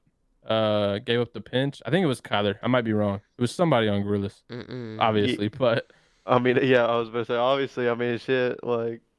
All right, so you can see Hook. He wasn't really watching much there, was he? He was just kind of sitting in a corner. No, he was Kentucky Fried. That allows Nick to get pushed up left a little bit. Nick is kind of playing his life. He gets actually taken out right here by Asim. I remember Asim beams him here. So LAG, they're looking to set up here. Didn't even notice that. Why did Nick give up the time right there? I feel like that's kind of troll. I don't know, but I definitely feel like LAG can close this out here. nah, Yeah, but right this here. is- No, it's this right is- here. This it's- is the it's Nicky over. D Right pick. here. Oh, yeah, I know. Number I know. one, I know bro. where said it this is. Hook's There playing he so goes. good just to not watch the pinch properly. Yeah, so Hook is on the stairs, and honestly, he's just fighting. He's taking a fight that he doesn't need to take. Yeah, he gets the kill on number 5, but like You if know? he's just playing the corner, tucked in by the door, looking at the small secret door, like the guy just never gets there. Like, Yeah. Yeah, he could have literally just been holding that. Fuck that guy P5. that Irrelevant. guy's completely irrelevant. And then to the play. Nicola, he slides on in, he slide cancels Asim, and just like that, Seattle break on in. Good pinch out of Nick. I also just like, even with number 5 going down, Nick just kind of used his teammate as a distraction, you know? Yeah, That's a and good- number 5 was happy with that. Yeah, I mean, you distract people, and that allows Nick to just kind of get in there. Bro, those gorilla masks are terrifying, bro. Look at this shit. Look at that mask. It's got no eyes. This guy's got no fucking eyes. But let's get into the last one, man. Let's get into the last map. We go into a boat cage S&D. And honestly, this one's pretty back and forth the whole way through. There's a couple big plays from Nicola. A fucking gritty one. Yeah, it was a gritty one. Asim was making plays in particular. Here, I'll zoom through it and show you guys some of the plays. Get to the 1-1 round, and this is where Nick gets a big 2-piece on the I-bomb side. I think a lot of people were talking about this spot that he was in. They thought it was questionable during the watch party. A lot of people wanted Nicola to get out of here. But he ended up staying here on the bomb site by himself, and he did not disappoint. Somebody storms through the site. It's going to be Hook. Nicola takes him out, and then Classic just slides it in and pops a big 2-piece. That's going to send them up 2-1. Then we're going to go over to the 1-2 round, and this is kind of where Asim makes a play. Asim actually gets super aggressive here on the defense. Slasher's going to tag up a guy in the tank, and Asim's going to fly. He's going to fly off that plat. He's going to get aggressive. He's going to find one, and then after that happens, Pred, he's going to get smoked. Asim just takes him out. Pred was able to find a gap in that round and get behind enemy lines. Oh, yeah, Asim just shits and on him. Asim just wins the fight and just poops on him, makes it a 2v1. Then we get into the 2-2 round. A big retake comes in here from Seattle. Big P, I know you may have had a little bit some problems maybe with this retake or maybe this setup. This is your own team you're watching, so you know if you're looking at this, what do you think you should have done differently? I feel like Hook got kind of caught with his pants down there. Kyler, yeah, I don't know really what Kyler is kind of looking at. Like, I mean, even I think Chris said it best. Like, why are you not closing the door? I mean, like, kind of forcing like gunfights to happen. It's just, I don't know. It kind of just looks like he wasn't really ready for anything. Like, he was looking at something that I think it was Asim. I think Asim was looking at that, like for him or his con or tools, whatever you guys want to call it. Like, he needs to focus the bomb door and like kind of force them to push in. Like, I feel like that's a free kill for Kyler every single time. No, I agree. I felt like it was a little bit sloppy right there. The post plant just seemed like people were confused. They kind of got broken down pretty quickly. Then we get into the 2-3 round and LAG retake right back. Seattle, they are able to get that bomb down, and LAG, they just kind of stormed through their side and worked the kills.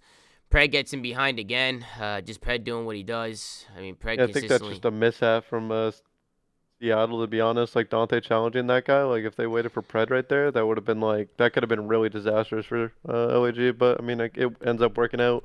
Like, Austin literally shits on Pred, and then it's just kind of a 2v1. Yeah. And then it's over. And then we could get into the 4-3 round. This is where Asim gets a cool little wall bang for the first blood. And then after he gets the wall bang here off the start of the round, you know, they were able to use that blood and just use their numbers just to show you guys what I'm talking about. Wait, where is it? Was this the round where Asim got the wall bang, or is this another round? But I don't know. Pat, Chris, any final thoughts on the series? Nah, I mean not much. Seattle can do. Obviously, last minute subs tough for them, but I think they're happy, right, with Oh, yeah, still right getting here. top 6. I think it's a whooping. pretty big bounce back for their team. Probably not where they want to be, but can't complain at the end of the day. Honestly, I'm just waiting for Pat to stop saying that they need to Hope, blow it up. hope Mac feels better. Still I think they're gonna go back into these online qualifiers for Major 3, and if they start slow again, I mean, I think they're just gonna have to blow it up. But we'll see what happens. Obviously showed a little bit of life this event. But I do think they play better against the better teams, which is funny for their team in general. I don't know why that is. We've seen teams like that in the past where they play good against the good teams, but bad against the bad teams. And we've seen the flip side of that where some teams play good against the bad teams and bad against the good teams. So I don't know. We'll see. As far as LAG, I think Spart really stepped it up and filled in Gunless' shoes, which are hard shoes to fill. Yeah. And yeah, got them the highest placing that they've had as an org in the CDL. So they're obviously Young super Liz. happy, even if they end top 4, whatever. They got a lot of points. So Pierce, they respected your CDL points, which I'm sure will go a long way in the long run. But I mean, you gotta hey, love the CDL points. exciting day of matches, but god damn was it long. CDL Listen, changed it's your 3 a.m. schedule. It's 3 a.m. right now, guys. I'm going on 14 hours now with the live stream, so it's just been a long day. I've been in here looking at this fucking monitor for hours on hours on Good time. hours. You might need some of that Valkyrie blue light protection. Listen, you know how many fucking Tuscan Gavitu fucking controls I've watched today, Pat? I'm losing it. When I close my eyes at night, Pat, I see Gavitu. Seriously, when I That's go to bad. bed, it's bad. Yo, and I don't want any of you motherfuckers in stream commenting on Tommy's fucking videos because I know there's mostly love in there, but some of you motherfuckers really piss me off because you see what Tommy's doing? 14 thank you, fucking Chris. hours. Thank you, man. 14 fucking hours. This guy does this shit almost fucking every fucking weekend. I'm gonna So take for a rip you right little now. hating ass motherfuckers, you can fuck Take the a- fuck I'm right gonna off. take a rip. rip right now. You Listen, know? Oh, why God, you take a rip? I'm gonna get into the predictions tomorrow. I got FaZe coming in hot, smoking the Boston Breeze 3-0. I got Mutineers beating Gorillas, but I think it's gonna be a game 5. I think this one could go either way. To be Past honest, that, by the way. wouldn't surprise me. There you go, Chris. Elimination final. I got Breach winning it. I think we're gonna have a FaZe Breach final, and it might be the first 5-0 of the year. FaZe just smoke Breach off the stage, get it done, cement themselves, best team in the game, back-to-back grand finals, 2 majors in a row. Can't deny it. They're the best in the world, and they're gonna prove it tomorrow. But what you got? Yo, no bullshit. I agree with you. I don't know if I would have said it like that, like how you just said it. Right, but right. I mean, I do agree with who you thought's gonna win and how you think it's gonna go. So I'm just gonna say I agree. Chris, what What do you about you, think? Chris? I blacked out, but I think FaZe is going to win the whole thing. I think Breach is going to be there in the grand finals because Breach has already beat the 2 motherfuckers in the damn losers finals or in the lower bracket. Sorry. So I think it's going to be a Zinni versus FaZe finals. And although I want to see Zinni's team put up a good fight, shit, if they win it, even better. But I think FaZe is just going to come in, take care of business, Beast. and end the damn major with a bang. I like that. Big P, who There do it you is. who do you think's winning tomorrow? LAG? LAG. I mean, I gotta go LAG. That's Yeah, my boys. you I mean, have I to. can't. But I mean, yeah, I think it's gonna be like a gritty one for the Florida match, 100%. But yeah, I agree with you guys. Like, I think FaZe is just gonna 3-0 Boston if they win that, because I think they're gonna win the hard point, and then the S&D. Like, if FaZe clutches up on that, like, I just think it's over. Like, at that point, that's like their kind of saving grace if you're Boston, right? You're S&D. I just think FaZe is too strong in hard point. Yeah.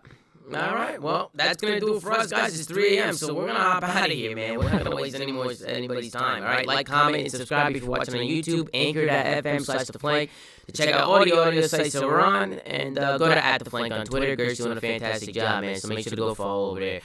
Take care, brush your hair. We'll see you guys tomorrow on another episode of The Flank, guys. We got a big day tomorrow. Later.